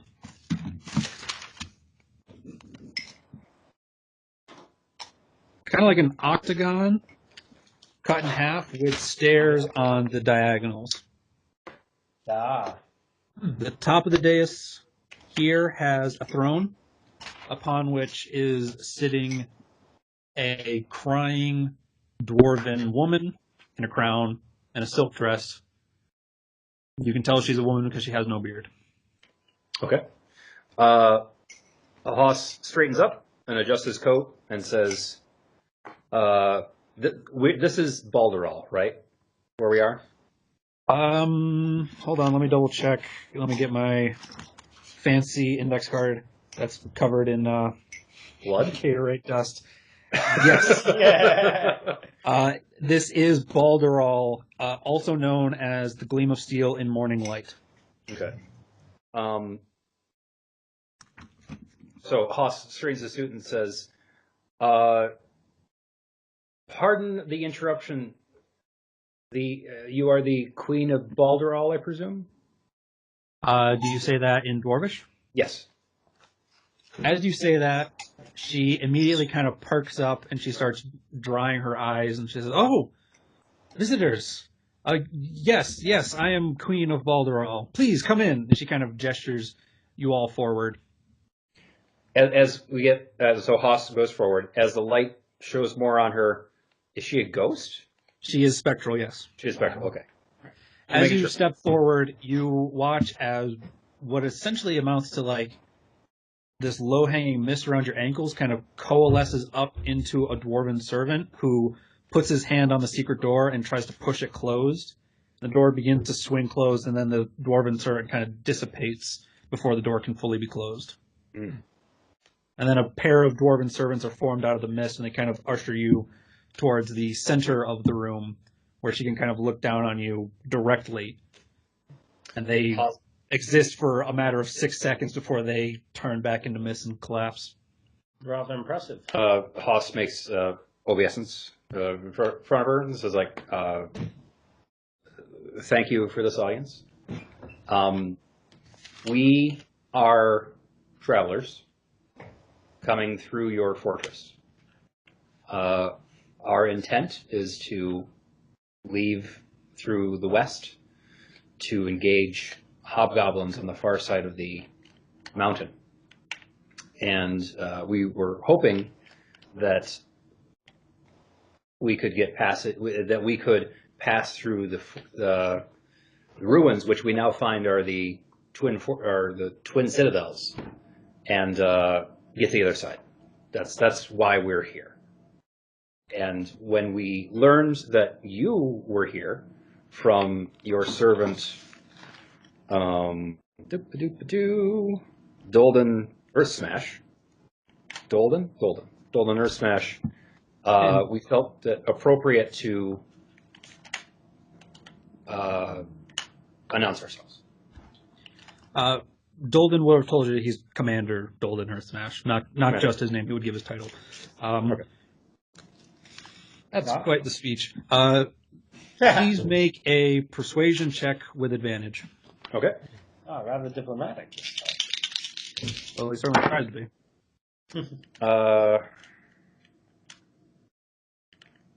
Persuasion, right? 19. Okay. She kind of nods her head and says, "Oh, well, you certainly seem to have manners about you. Certainly more than the last group of your kind to cross through my path. I'm surprised you didn't come through the main door, but please, sit, have some food." You watch as the mist coalesces into a table with food and chairs behind you, and the servants kind of appear to try and push the chairs underneath you. Before they can actually get the chairs under you, the servants dissipate, but the chairs still seem to exist. Can I feel for the chair before attempting to sit down? It appears to be there.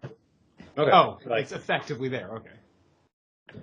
Haas says, "Thank you, Your Highness," and it similarly kind of pats the chair on the table and very tentatively sits down. Keonoth just sits. You just sit. The spectral chair creaks under Keonoth's weight, but it maintains. Oh, but it looks kind of spectrally. Oh yeah, definitely. It looks like it's made out of literal mist. Okay. Not figuratively. The And the table. food? Did I already say there was food on the table? No. No? Okay, good. Servants coalesce and they're carrying platters that slide down onto the table, and then the servants dissipate back into mist. And you watch as the queen kind of summons a chalice into her hands and she takes a sip. Doesn't seem like she summoned it so much as a spectral hand handed it to her like a half-formed servant. Have a nice hospitality. What? Do you speak Dwarven? Yes, I said that in Dwarven. She says, why, thank you. Not many of your kind appreciate Dwarven hospitality. The fine hospitality of the dwarves is what she actually says. Lysander nods very politely, having no idea what's being said. As this continues, Haas starts translating for Lysander and Jarlaxle. yeah, I want to say Keonoth, Jarlaxle. Thank you.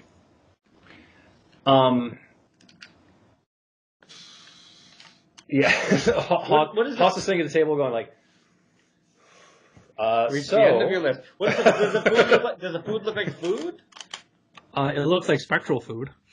Oh. You are very hungry. Yes, I'm going to try and take a bite of spectral food. Is there spectral meat? Yes, roaring fire, malt, beer, and fresh meat off the bone. Going for it. Salt pork. Going for it. Yes. As you grab the food in your hands and you bite into it, it tastes like food for a second in your mouth, but as you chew, the steam just kind of out of your mouth. Keonoth looks very, very sad. Probably feels very weird. More like a dwarven citadel. No! Oh. Also, I'm Take realizing, 1d4 psychic damage. This is mockery. I also realized this would be a very effective weight loss tool. Yeah. I continue eating sort of a little disappointedly, but politely. No taste. No, there's certainly taste. It tastes a little bit. So, Meat. Haas says, we thank you, Your Highness, for your hospitality. I couldn't help but notice that you seem to be distressed, and if it has to do with the situation of your citadel, we are sorry for it. It seems that it was a wonderful place in its time. Really quickly, is Haas going for flattery, or is he just making conversation? Not really being flattering, he's being engaging. Okay. Go ahead. I hate having to make the same check over and over again. It's so boring. Go ahead and make a persuasion check. You have advantage because Aristophanes is eating the food and kind of appealing to her sense of hosting. Right. Rather polite. Right. And it should be noted, Haas has no mouth. No, he's got a mouth. We just never see where the food goes, as I recall. There would allow this to happen. So what you're saying is this would be a much more effective way for him to be polite when pretending to eat while we actually eat the rations. Yeah, natural 20. Nope. So, 22. Nice. And she, as you say that, she kind of looks around her fortress or not her fortress. She would have some pretty goddamn good vision to pull that off. She looks around her throne room and she kind of nods solemnly and she says, in this heyday, this citadel thrummed with life. You could hear the hammering and the picking going on in the mines. You could set a song to it. We used to dance until the guard called for morning watch, because there's no sun down there. Yes, I imagine it was rather glorious. Now, and she kind of gestures around, now it is nothing but empty halls and hanging webs, and the spirits of dead who cannot die. What was the former name of the name of the kingdom from the before times from where we're from? The Seren Kingdom? Seren Kingdom. Okay. Seren. Seren. Kingdom.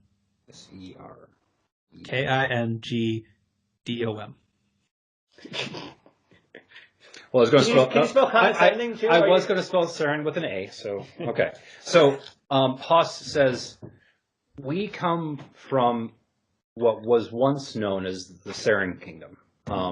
We're from a long ways away, and I am a student of history.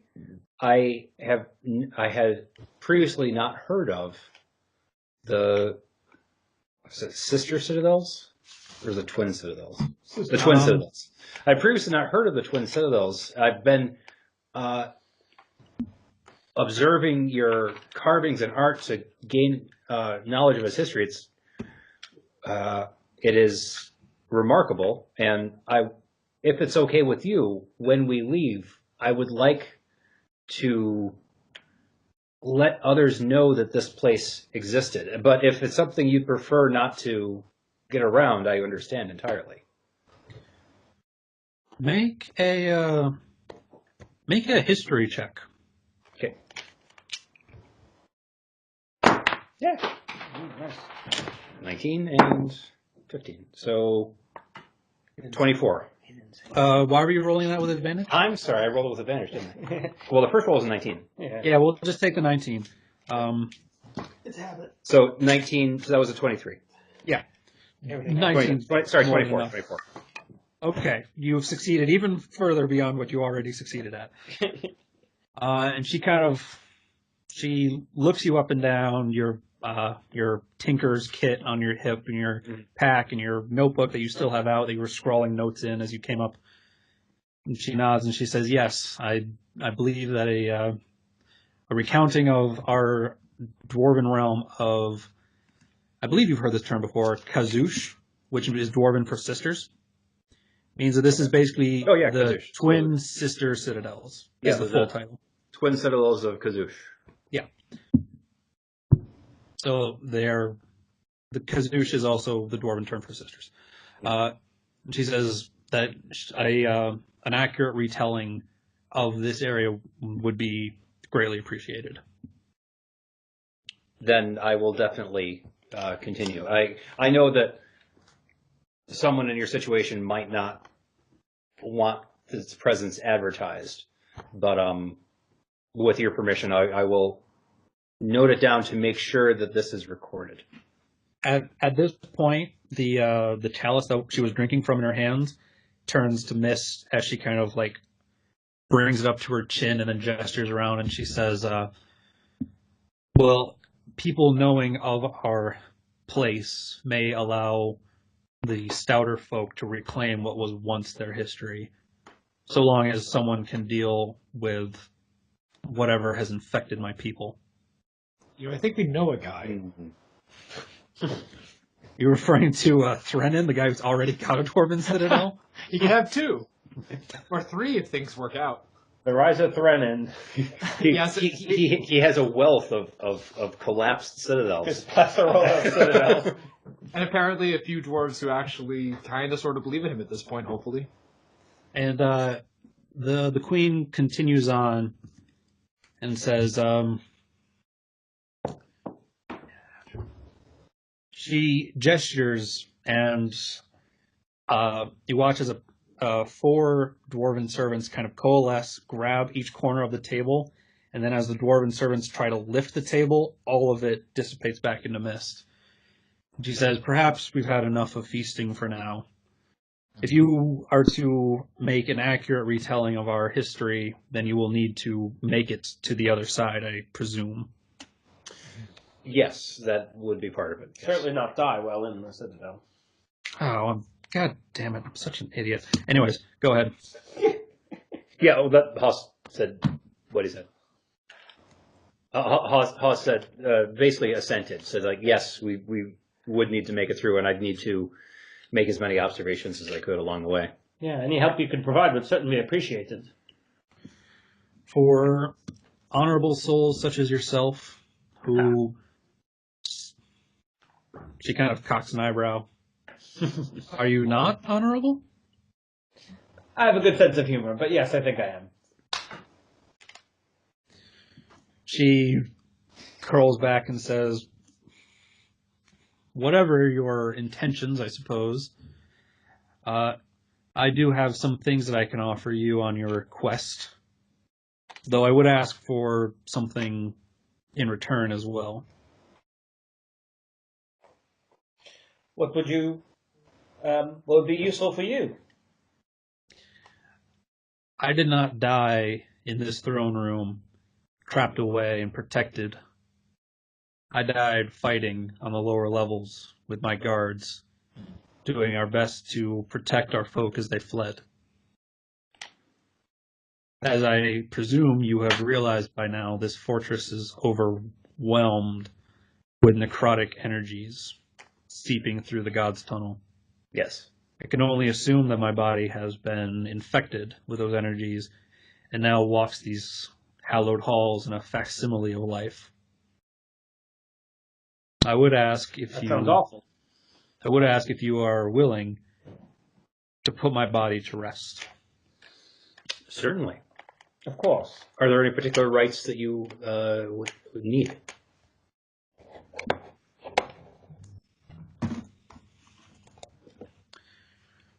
She says, well, traditionally, a dwarven body is thrown into the deepest part of the mines so that it can be encased in stone and become ore for future generations.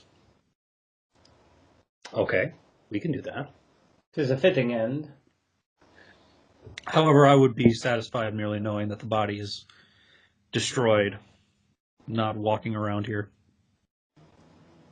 Very well. We can definitely accommodate that, Your Highness. I assume you would like the same for your guards. If their bodies remain animated in some undeath. If you have the time, yes. They do not walk these halls with me, so I can only hope that their souls have moved on. All right. We can definitely do that. Certainly. And she says, for those who are proficient in the arcane, I have some things that may be of value to you. Ah. I'm a student. I'm more than a student, occasionally a teacher even. Oh.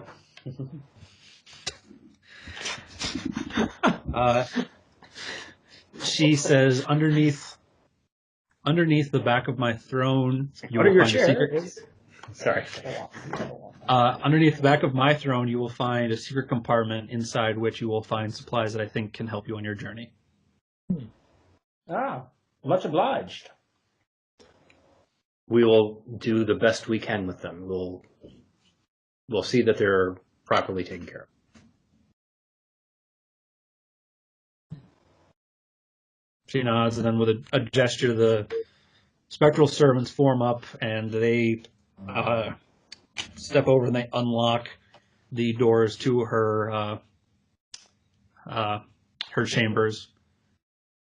And then with a wave, she kind of gestures that you all should stand up. I do. Yep, we do. Jarlaxle does not, out of spite, and the chair is dissipated out from underneath him. Does he fall those on his butt? Is it comical? Here's the Yes. thing. If he had uncanny dodge, he could have avoided this. Yeah, so as that happens, Haas nods like, yes, that was going to happen. As narratively expected. Okay, so now all the spirits and misty things are gone as of the moment?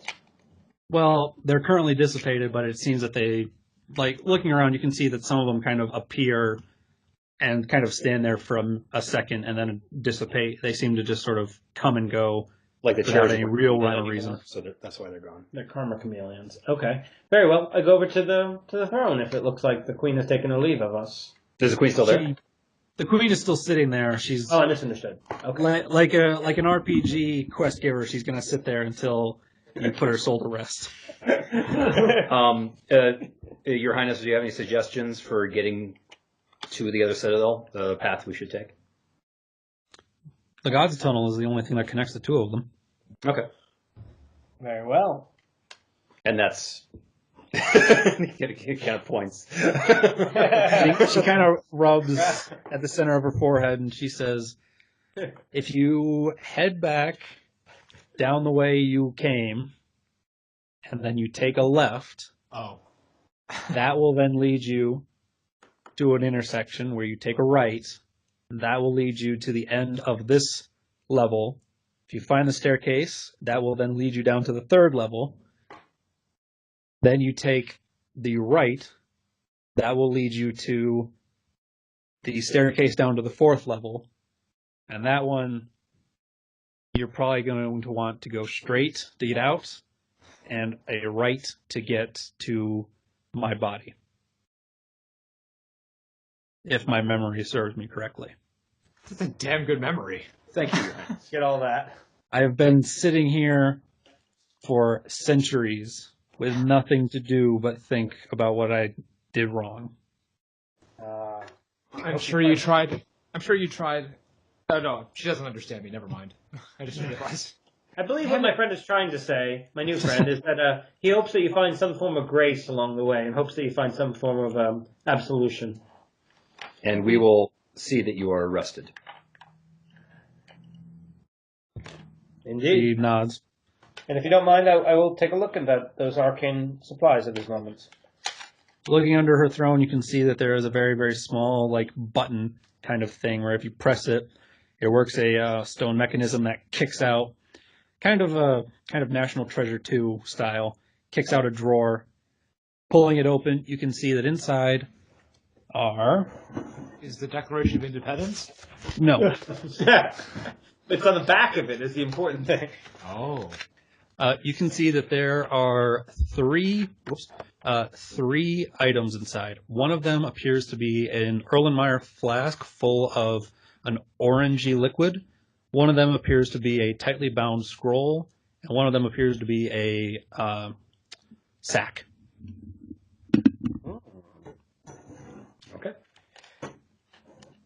Okay. Is there a way to taste potions? Is that a thing? That is currently still a thing in this game. I'm considering adding a rule where if you taste the potion, they become slightly less effective, but I haven't quite implemented that yet. Okay. Okay. There's a famous story of Rain-Tang the Mad that I'm really enjoying. That's why I'm doing it. Of who? Oh, Rain-Tang the Mad. It was a wizard who died, and then the party members took a sip of a potion to find out it was a potion to revivify. He was a wizard, and they gave him the revivify potion, and that resurrected him. But because they tasted the potion, he came back with brain damage. And so for the rest of this guy's career, which was a very long career, he was Rain-Tang the Mad because he was a little bit crazy. And he went on to be one of, like a super powerful wizard and stuff. And it was a pretty awesome story. Anyways. Yes, tasting a potion still allows you to know what it does. I taste it. Well, Haas says, well, maybe we should. Do this somewhere else. Very well. So, thank you, Your Highness. And, he does the whole bow and back toward the door thing. She gives you a comparable dwarven bow as a sign of respect, someone who has undertaken a quest on her behalf. I do a charming bow, too. Yeah, that's Haas wheels and heads to the door and then kind of looks at it. Didn't they unlock the door? This is so I went to the main door that was locked. Wasn't that what they... Didn't you say the servants unlocked that door? They did. Oh, okay. So, out the door. She didn't embarrass us with her incompetence. All right. Yes, I step out. Okay. Everyone step out? Anyone not? Yep. Very well. Okay. You've stepped out. All right. Okay. Now may I see the potion? Oh, yes. Oh, by all means. And check out the scroll, too. I do both. All right. Explosive herbs. Haas is going to try. Never. While you're checking out the scroll in a sec, and I'll identify the sack. Sure. Okay. Opening up the sack, you can see that it is full of coins. To your estimate, there would be 90 gold pieces and 500 silver pieces inside. Neat. Okay. Sorry, it's not a magic item. No, that's fine. Aristophanes, or Aristophanes, whatever your name is. How many silver? That's going to come up again, definitely. How many silver was it again? 500 silver. Okay. And 90 gold, right? Yep. Giving the potion a little sippy sip. As you taste it, your throat, the potion doesn't burn like alcohol, but it burns on its way down. And you recognize that this is a potion of fire breath. It's tang, but it's too strong. Yes. Too much tang! If someone were to drink... someone were to drink this, they could exhale a gout of flame. Lysander, you would recognize that description, considering Lysander actually drank one of those once. Oh, yeah. During the graveyard battle, with the intention of breathing on Naren, but you never got the chance because she ran away. That was very sad. I got really close, though. Oh, man, if I could have nuked her right there. Would have been a whole different game, let me tell you what. It also would have been less interesting because you wouldn't have made Naren into a sad drunk. Yeah, True. So now that you've tasted the potion, did you want to give it to somebody right now, or are you just going to hold on to it? Well, I can summon fire on my own, so if someone else would rather have this potion, that would be understandable, certainly. I mean, I'm fine. I've already got ranged options of my own. Wait, what do you do? Lysander, this potion would be good for a close range guy, because it's a 15-foot cone. That's what I'm saying. I believe my rather muscular friend would be That's as true, good as yeah. anyone to take this. Well, I'm a one who studies the arcane arts. Mm-hmm. Some might say a mage of sorts. But what do you do? Well, I bring style and class to many situations. Well, I also what do can you- throw large balls of fire at things. I can. Jarlaxle is rolling his eyes behind you. How many he starts times doing per this. day- How long does it take you to recharge? It's like I'm playing 20 questions to figure out your class. Well, I mostly overnight. In the morning, mostly I have to prepare my spells. Oh, But I can recharge some magical energy on a brief rest. Okay. Well, I mean, I just had to borrow my magic, so I'm good. I'm a associate of the Mages Guild and Bucksdale. Mages are very good people, fine people. And the scroll? Opening up the scroll, you would recognize it as a transmute rock spell. Oh, that could be fun. It is a spell that can turn rock into mud or mud into rock. And it is definitely beyond your power level. Yes. But that doesn't mean you can't cast it. It just means you got to roll if you want to use it. Yes. Looks like my recording stopped. What? Okay. If don't, is anyone else good at high level spells? If not, I'll certainly hold on to this one. Sure. What is going on over there? Popcorn. I can't hear anything they're saying either. Almost done. Also, side note, Michael, just letting you know that the recording stopped about 49 minutes in, all of a sudden. On my end, at least. I'm sure Scott's thing's still going. Yeah, I can still see the Scott recording button down here on Skype. Damn it. Well, Okay. hopefully we caught most of the battle. Yes, I think I caught pretty much all of that. Okay. That's most of where I want the roll 20. Like, obviously I want both. Yeah. Because I sometimes use them, but the battle is the main time when that thing shines. All right. I think we're good on that. So, Aristophanes, did you give the potion to somebody, or are you holding on to it? Yeah, I handed it over to my muscular friend over here. I'm just going to do everything with the accent. Oh, jeez. All right. What is everybody's plan next? Follow her directions, no? Well, yeah, I think that's next. Find the sunlight. Yeah, shall we? Lead the way. All right, so you start walking and make your way to the end of the corridor. You can see that there is the open door and what's his name? The Sword Wraith Commander on the other side.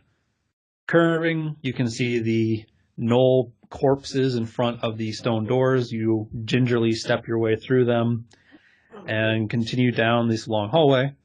At the end of this hallway, you find yourself at a T intersection. Around this point, Aristophanes, you recast light on Haas's torch. Indeed. So you have a left and a right. And to your memory, going right would be backtracking, getting out of the citadel. Thank you. Are you allergic to coconuts? I am not. Thank you for checking that. Let's go. Not backtracking. Forward. So let's see. We already did the left and right? So we had to go down, or we did the left. Now we have to do the right and then down. No, now you have to do a left. Okay. Now we do the left. Yes. You turn left and We you do it. begin walking. This is the passageway that Jarlaxle said turned right very sharply. As the torchlight reveals more and more of the stonework, you can see that, yes, this 20-foot wide hallway ends abruptly with a 10-foot hallway off to the right at the very end of it. So, Recently was Something- told that particular way to do it, and it's very good. like that. Are you showing us a thing? I was, yes. You basically see this. The hallway Oh, I see. gets smaller and turns. Okay. Turns to the that's right. Okay. So I guess we go that way and down, or rather, I guess down is the next thing after that. As you turn that way, you start going down, and then the hallway turns to your left. You keep going, and then it opens up so that there is a 20-foot hallway going down, and a 20-foot hallway branching up to basically diagonal right.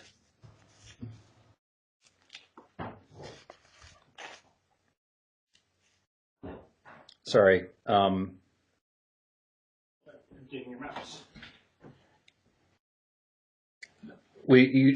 I'm sorry. Could you go to that description again? There's a down. You said. Where you are currently standing at this at his Y intersection, there is Okay. direct left, which is behind you. Mm-hmm. There is diagonal right, which is your sort of left, and then there is a down direction. Both of these two new hallways are 20 feet wide. Okay. So Haas indicates, like, I believe we're supposed to go down here. Did we want to do any exploring before we do that, or shall we continue? By the way, is any of this familiar to you? No, right? Actually, you would remember that this hallway goes down, curves right, then down, then left. I say that. Okay. I remember bits and pieces, certainly. All right. So perhaps you fell maybe ahead and were carried back to where we found you. Yeah, I didn't wake up where I was cast a spell on me, right? No, you were stasis somewhere else. Mm-hmm. You were basically stasis in a plain 20-foot wide hallway. Ah, yeah. You were kind of tucked away. There's a different. Well, I appreciate that they didn't leave my body in the middle of nowhere. Yeah. Or where we were being attacked. They found a nice hidey hole to stick you in. It's very considerate of you, friends. Mm. I hoped. And there's more of that, by the way.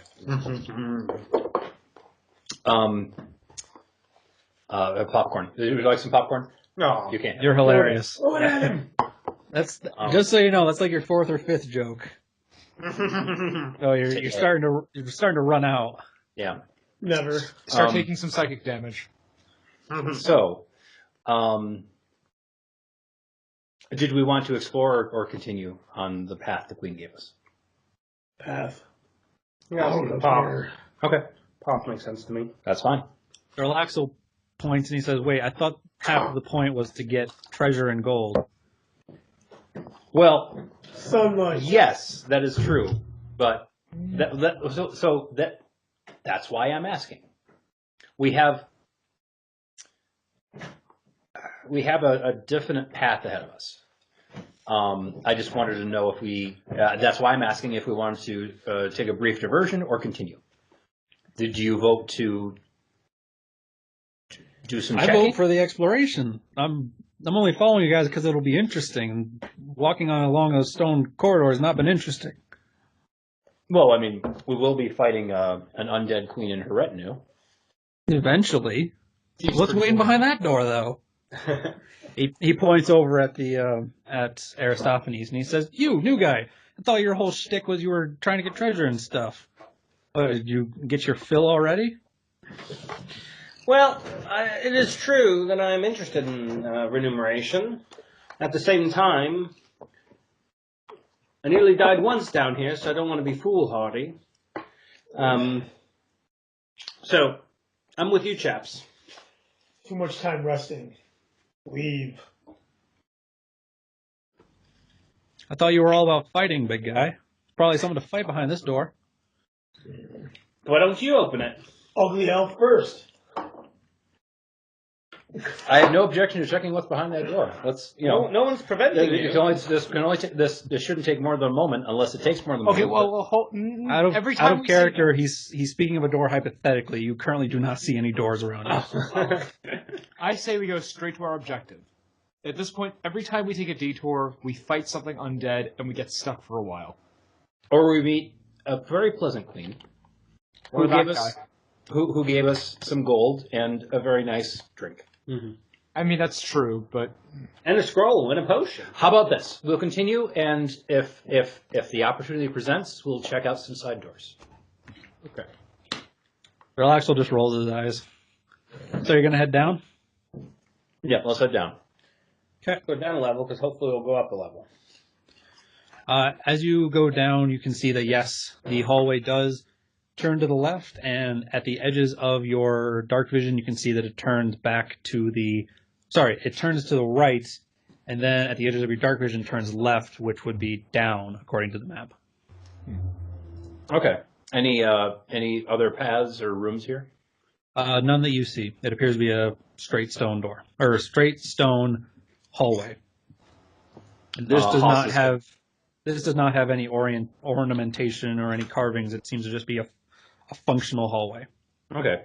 Haas is like swinging around his ersatz torch, and then saying like, "Keep an eye out for secret doors." I suspect that near the entrance to the Gods Tunnel, there will probably be storerooms of some kind to facilitate, for people who are making the trip. I expect that's ahead of us.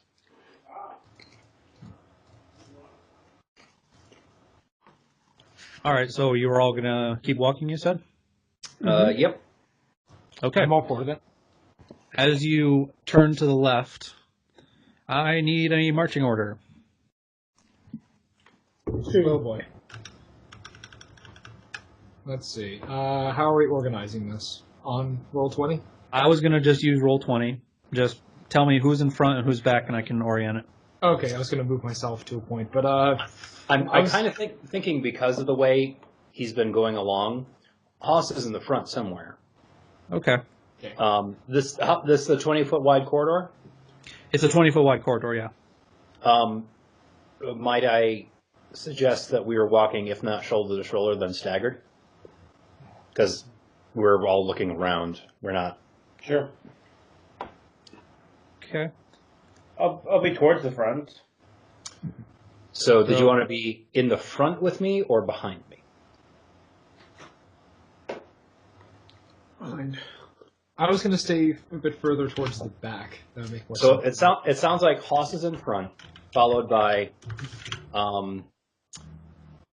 Keonoth and Aristophanes, kind of like next to each other, and then behind the two of them are Jarlaxle and Lysander.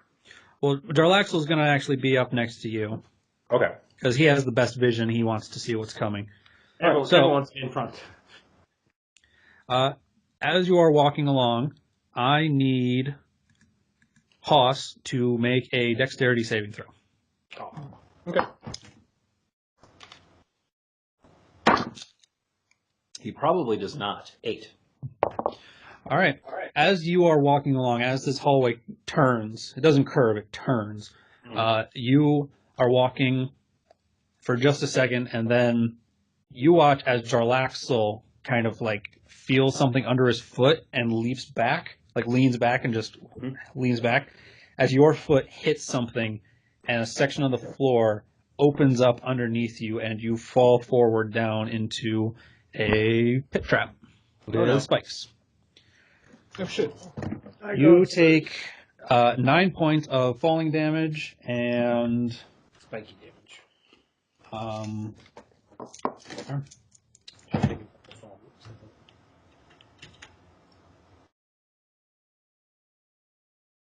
I need you to make a Constitution saving throw. Okay.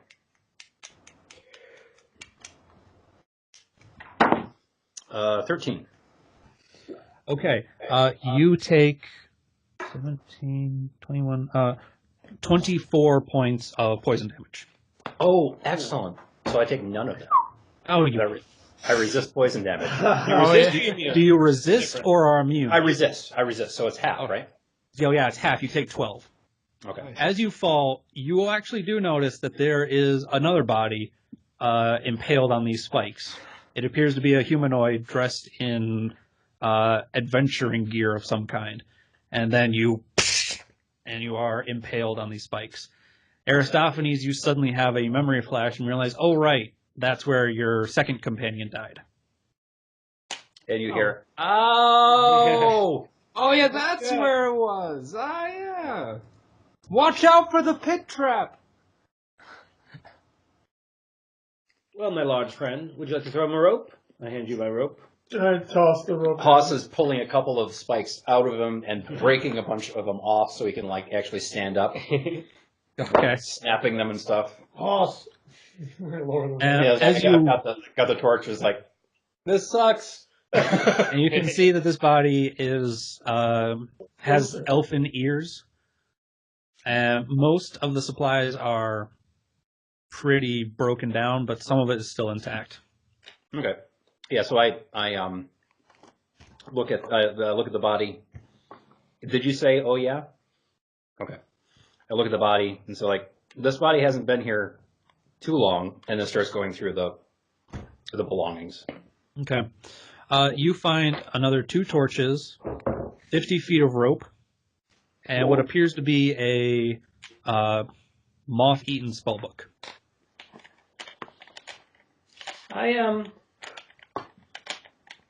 Do I see the spell book? Did you pull it out? Yeah. So I pull out rope, and the spell book is like, this is useful. Yeah. Spell books are rather useful for spellcasters like me. Why do you always specify that? Well, is someone else interested in the spell book? I mean, like Haas is, from an academic point of view, I'm very interested in this spell book. However, if you have use of it, by all means, I would just like to, when the opportunity presents, I'd like to read it. Well, I would need to study Lysander, it. you wanted to say something? I too would like to take a peek at the spellbook. Pop. Yeah. You're the one who doesn't care. Haas tucks away the rope and the spell book. It does me no good until I have a chance to study it anyway, over hours. Mm-hmm. I'll just make a note of that. And Haas ties the rope around himself and starts trying to climb up it. I'll pull. All right. Haas, make an athletics checks with advantage. All right. Huge. 14. You are able to climb out of this 20-foot deep pit. Takes you quite a while. And as you climb up onto the other side, you do not see an easy way to get to the other side of this pit. He's on our near side, the one we were on? Yes. He's on the near side with you all. You said it's 20 feet wide? The pit kind of fills the corridor. 20 feet wide, 20 feet long, 20 feet deep. Well, we could climb to the bottom and use a grappling hook on the other side of some sort, perhaps. Could do. I could try and jump. I could also use a mage hand to pull, to put a grappling hook up. Oh yeah, that's something. not a bad idea. And jumping's not a bad idea either. I forget what's It's your strength score with a running start. 18 feet. I'm 2 feet shy. Yeah, I was going to say, like, that's almost certainly not me. Seriously, I'm Yes. 2 feet shy. Yeah, the 20 feet seemed like the 20 feet Couple more seemed long levels. and- yeah, Couple it's more very long. levels. So, I think we probably have to climb down and climb across. What I suggest is I go down and I'll smash up some more of these because unless I miss my guess, those are poison spikes. Well, you took some poison damage, right? Oh, that's right. Yeah. There's like those are poison spikes. Hey, Lysander, did you want to say anything at this point? About the poison spikes, the pit, Or anything at all, really? the spell book that you guys put away after I said, "Hey, could I take a look at that?" I mean, so Haas. It has the spell passive aggressive in it, but Haas, apparently you already have Haas it. was in a pit and put all of the things into his person so he could climb out of the pit. Okay. He was 20 feet away from you when you said that. Impaled off. At the bottom of a pit. You could have thrown me the book. I understand. I understand. I misunderstood the spatial relations. You throw me the idol, I'll throw you the whip. So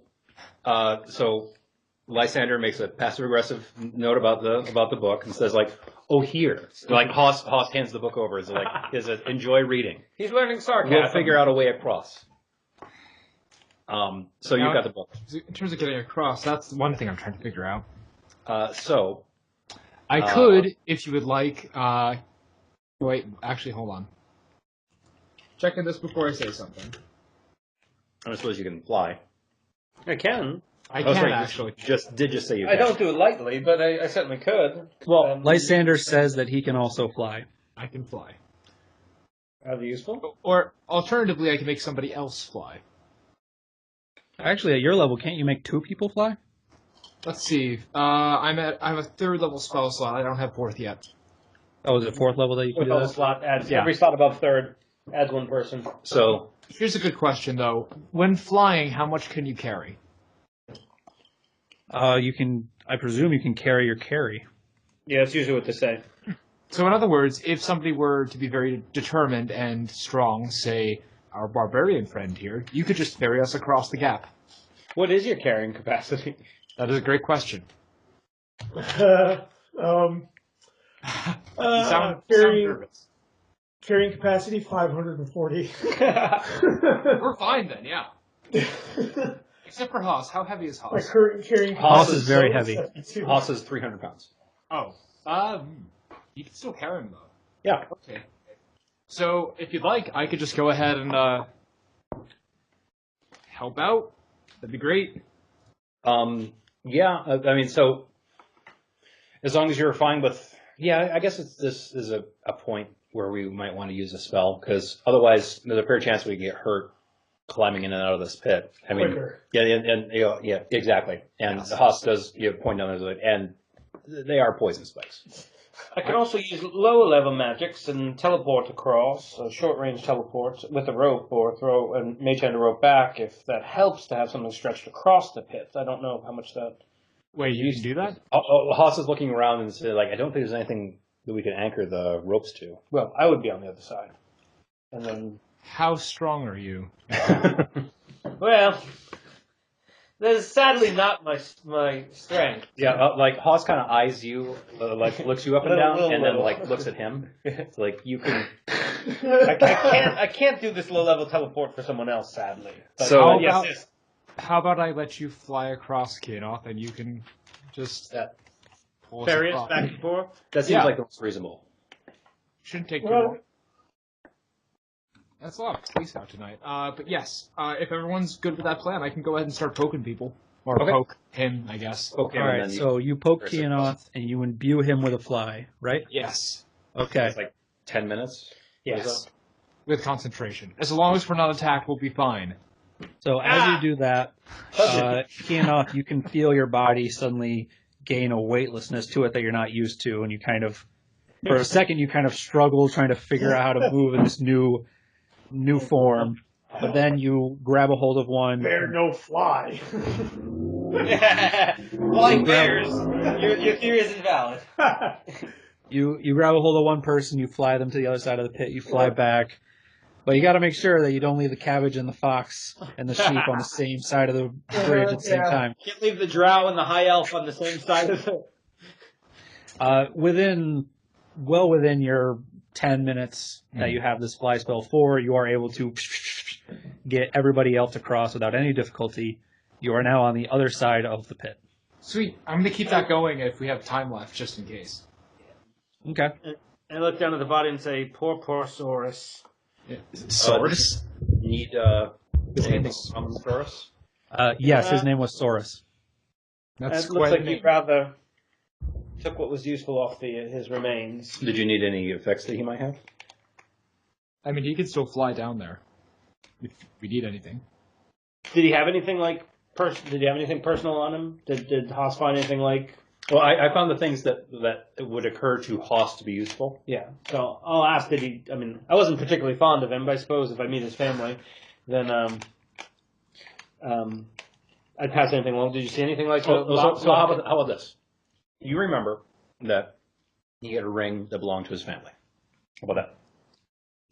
And like not a very interesting ring, just like so you could ask if that was there. And does Haas remember seeing a basic ring on the body or necklace or anything in that vein? As you were Aristophanes, as you are trying to think of a family heirloom, Haas, you do notice that Aristophanes actually has a bit of jewelry on himself at this time, both a ring and a silver locket. Yeah. Gold ring on this hand and a silver locket. Aristophanes, as you think, you do remember that Saurus did keep a bundle of branches from the tree that he carved his first bow back at his house, kind of like a family thing. Yeah, very well. You would remember that is down there. Yeah, it was kind of wrapped and had like feathers, and it was like a talisman that he kept close to him. He did keep a memento that looked somewhat like a druidic or some style talisman. I think I remember seeing that in the clothing. Do you think you could go down quickly and see if it was there? Superhero falling. Just don't go into the spikes. Land in the spot where I knocked over all the spikes. No, Keonoth's too cool for that. He lands just a millimeter, with no concept of what a millimeter is, a millimeter above each of the spikes. So like he's currently lying on a bed of thorns. And you reach over, fishing around inside the clothes, and you are able to pull out the branch talisman inside the body. Does he do Mission Impossible? He goes full speed down the spikes and stops at the last second. Magneto just feet stop. Yes. Thank you. Much obliged. I'm sure he was not the wisest soul, but I'm sure his family would appreciate this. All right, so you hand over that talisman, and then you're going to keep walking? Mm-hmm. Okay. Haas, by the way, to your guys' eye, Haas is bloodied.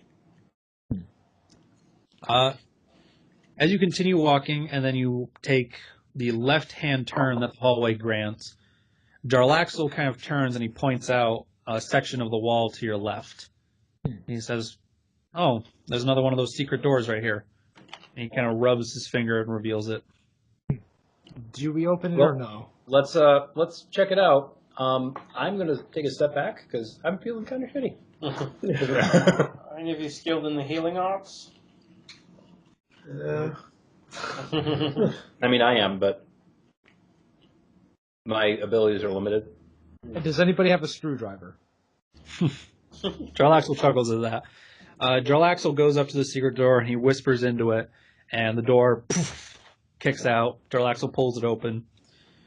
Staring down, you can see a 10 by 40 foot long hallway that ends in a dead end. No other stasis adventurers in this particular hallway? Not in this particular hallway, no. No. Perhaps there's a secret door on the other side? Certainly possible. Jarlaxle nods and he says that seems to be the trend, yes. The four of these... Haas kind of like meaningfully does this. Jarlaxle starts walking. Someone besides Haas and the DMPC maybe can check it out. Maybe the guy with 100 hit points could check it out. Sure. Doing smashingly well. If Jarlaxle's going, that's fine. If he doesn't go, I'll go. Jarlaxle seems like he's going to go, but then you seem ready to go, and Jarlaxle pulls his hat off and says, "Oh no, after you!"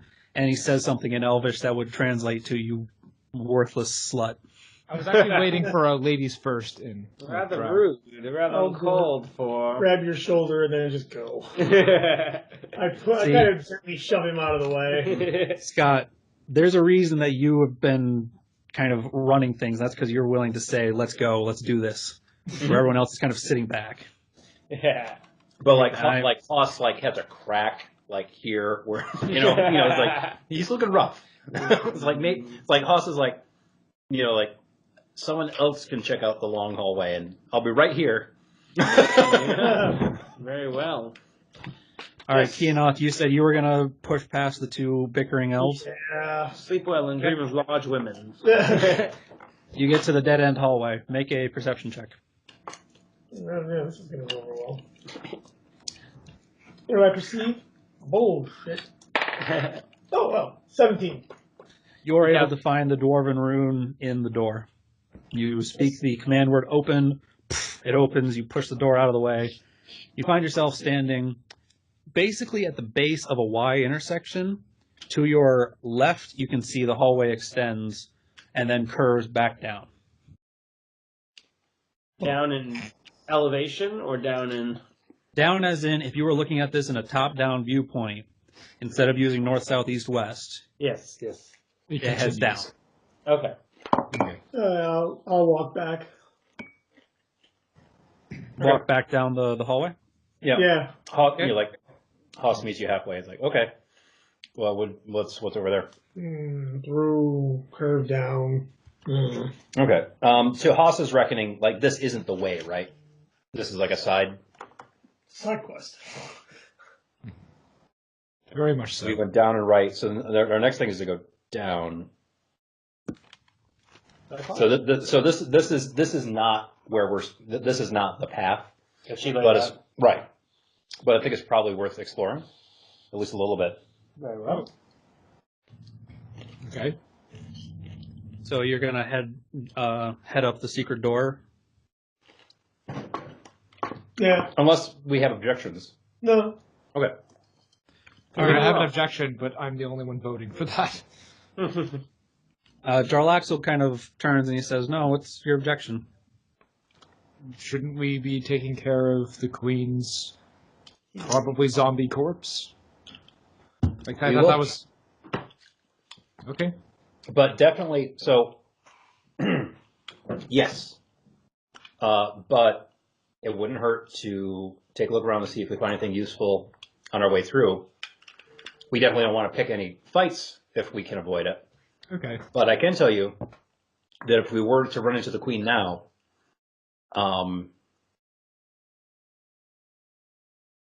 Hoss kind of pauses and says, "I'm fairly sore, and I could use a little break before we maybe run into the Queen." Okay. I'm also realizing that we've spent quite a bit of time stopping and waiting, whereas our original goal was to save Joff. He's probably dead at this point, to be honest. I'm just thinking of the overarching goal here. This is the friend you mentioned in the Underdark? Yep. Little guy. The place, the world below. Yes. Little guy probably wouldn't last a day there. We've spent several trying to get here. It's just concerning to me is all. I haven't forgotten about Joff.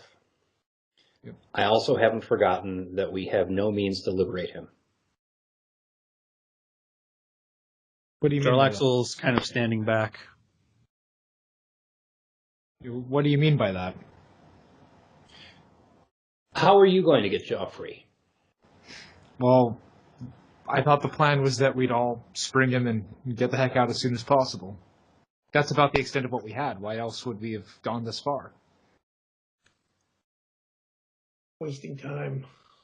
That's what I'm saying. I think we're taking time that could be used finding our way there. I am not optimistic of our capacity to, by force of arms, free a slave in the middle of a slave trade city. I mean, Haas defers to Jarlaxle. That's not the entire point of the city, I realize, but you're talking about pulling off a heist. What else were we doing Dragon all heist. this time? Sorry. Ranger heist. My hope was that we would find some means by which to liberate him. And if we were to find a golden chalice or a magic item or something that would help us pay for his freedom, that would be ideal. If we spend a few minutes here and there searching, I don't think in the grand scheme a few minutes here and there will hurt. We are in the early stages of a weeks-long journey. I understand that. I'm saying that every time we stop to rest, we spend more time where we're not moving forward. And every time we take a detour, we have to take a stop to rest because somebody seems to get hurt. Who's enslaved your friend? Right. Oh, yeah. So, in the city of... Your sister. what's the city name again? Manthal Dareth. In the city of Manthaldera, If. we have an altercation with a drow mercenary and his men. This man? Yes. You pointing at me? Yes. And A slaver. he, well, no. He was hired to capture someone who we were protecting. We succeeded in protecting the person, but a friend of ours managed to get himself teleported away. Ah. We're headed toward the city of Tech. I have a name here right there somewhere. We're headed toward a drow trade city where he ended up. We are That is Manthaldera, right? Manthaldera. That is Manthal Dareth, yes. Yeah, we're headed for the drow trade city of Manthaldera to find out what happened to him. In all likelihood, he has been captured, and we would see him liberated. It's likely that there's a fair chance that he's become captured as a slave. It is also fairly likely that he fought his way out of that situation. We need to find out where he is. It's been how long? About a week. That was a week ago. We're still a ways away. We have hired Jarlaxle as our guide. He was doing a job. We bear him no real animus, and Joff's actions caused Joff's disappearance. But we would see Keonoth. Mm-hmm. I'd like you to make an intelligence check. Uh-oh. so I know what that means. we are trying to get Joff. Keonoth's sister is also captured. And not just captured, but taken as a slave, right? Yes. We also need to liberate her as well, find out, or at the very least, find out what happened to her. So, my argument is that the more means we had to do it, the better. It's going to take a long time to get there, one way or the other. Being prepared when we get there is wise. Well, we have a source of information. Hang on, Paul. Hang on. Yep. So, Keonoth, this is the first time you've heard of Jarlaxle being referred to as a slaver. Ah, crap. I didn't say slaver. You did. You pointed to him and said he was a slaver. No, I said mercenary. The city is a slave trade? No, I said did head say of mercenary. head of a band of mercenaries. All right, sorry. Head of a band I of think mercenaries in a slave town that took somebody as a slave. Aristophanes said, a slaver, and Jarlaxle did not say he wasn't. I may have been accidentally acting on player knowledge from Bruce, though. I don't, based on context. If somebody takes a slave, that would kind of indicate that they are a slaver. On top of that, putting 2 and 2 together, even without prior knowledge, is kind of like Slaver City, mercenary. There's a captured person. I wonder what they're doing there. And I'm Keonoth, you would also know that your sister was taken by slavers and dragged into the world below. And I'm sort of prejudiced against the drow anyway, so. Oh wow. I mean, holding his sword, he'll step up to Jarlaxle. Oh Jesus. He'll look very tall and very muscular. You take slaves? Jarlaxle cocks an eyebrow and he says, not regularly. Kind of just happens.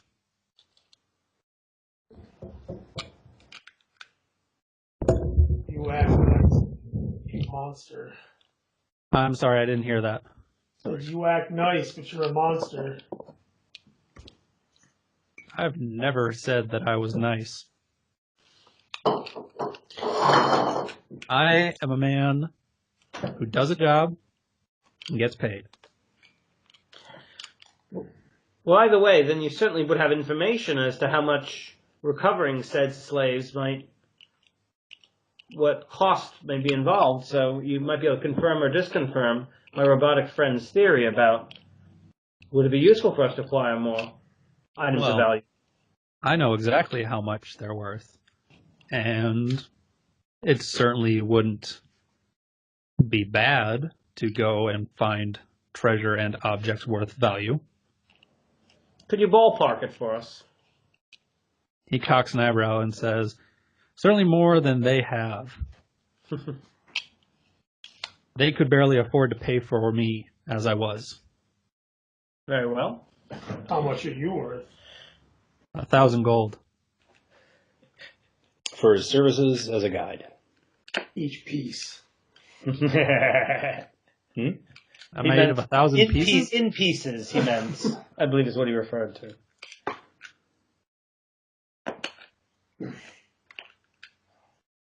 So your character said each piece.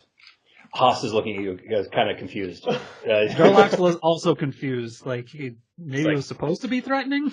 When one humanoid hates another very, very much, sometimes they send them back in pieces. It's a special type of tickle. We can curse tonight. We should definitely be playing that up. Why are we? I don't usually curse. Yeah, that's true. I'm used to censoring myself. So Trucker's mouth. Mother trucker. Jarlaxle is our guide, and I can't see how harming him would be of any use to anybody. Even if I took your sister. And he didn't because he's been with us in a different plane. Not different plane, in a different continent. Can I roll insight to see if I believe him that he didn't take his sister? Make an insight check. I want to make one now. I'm not Bruce and I'm not good at insight, so 4. I believe him. Seems sincere enough. Ooh, nat 20. Ha! The plot thickens. Your dice are terrible. I can read 1 in every 10 2 numbers. 0. They're like the cheating. The dragon is always on. The dragon is always on top. I see the 20, but it's like I have to stare. Yeah, From here I can't at all. The dragon is. Aristophanes? Mm-hmm. You automatically distrust this drow just because he's a drow. I mean, why would a drow be here? But he seems to be genuine. He seems to be telling the truth. Keonoth? He's fucking lying. What? He's lying. He Yeah. took your sister. He's held your sister. She's been enslaved under him for who knows how long. And at that point, I rage and I Oh fuck. reckless attack. All right, why don't we go ahead and pick this session up? What? Why don't we go ahead and pick this session up next week or next time? Okay. That's a low factor. Should I make a new character? It's a good place to pick up new characters. We'll see where this goes.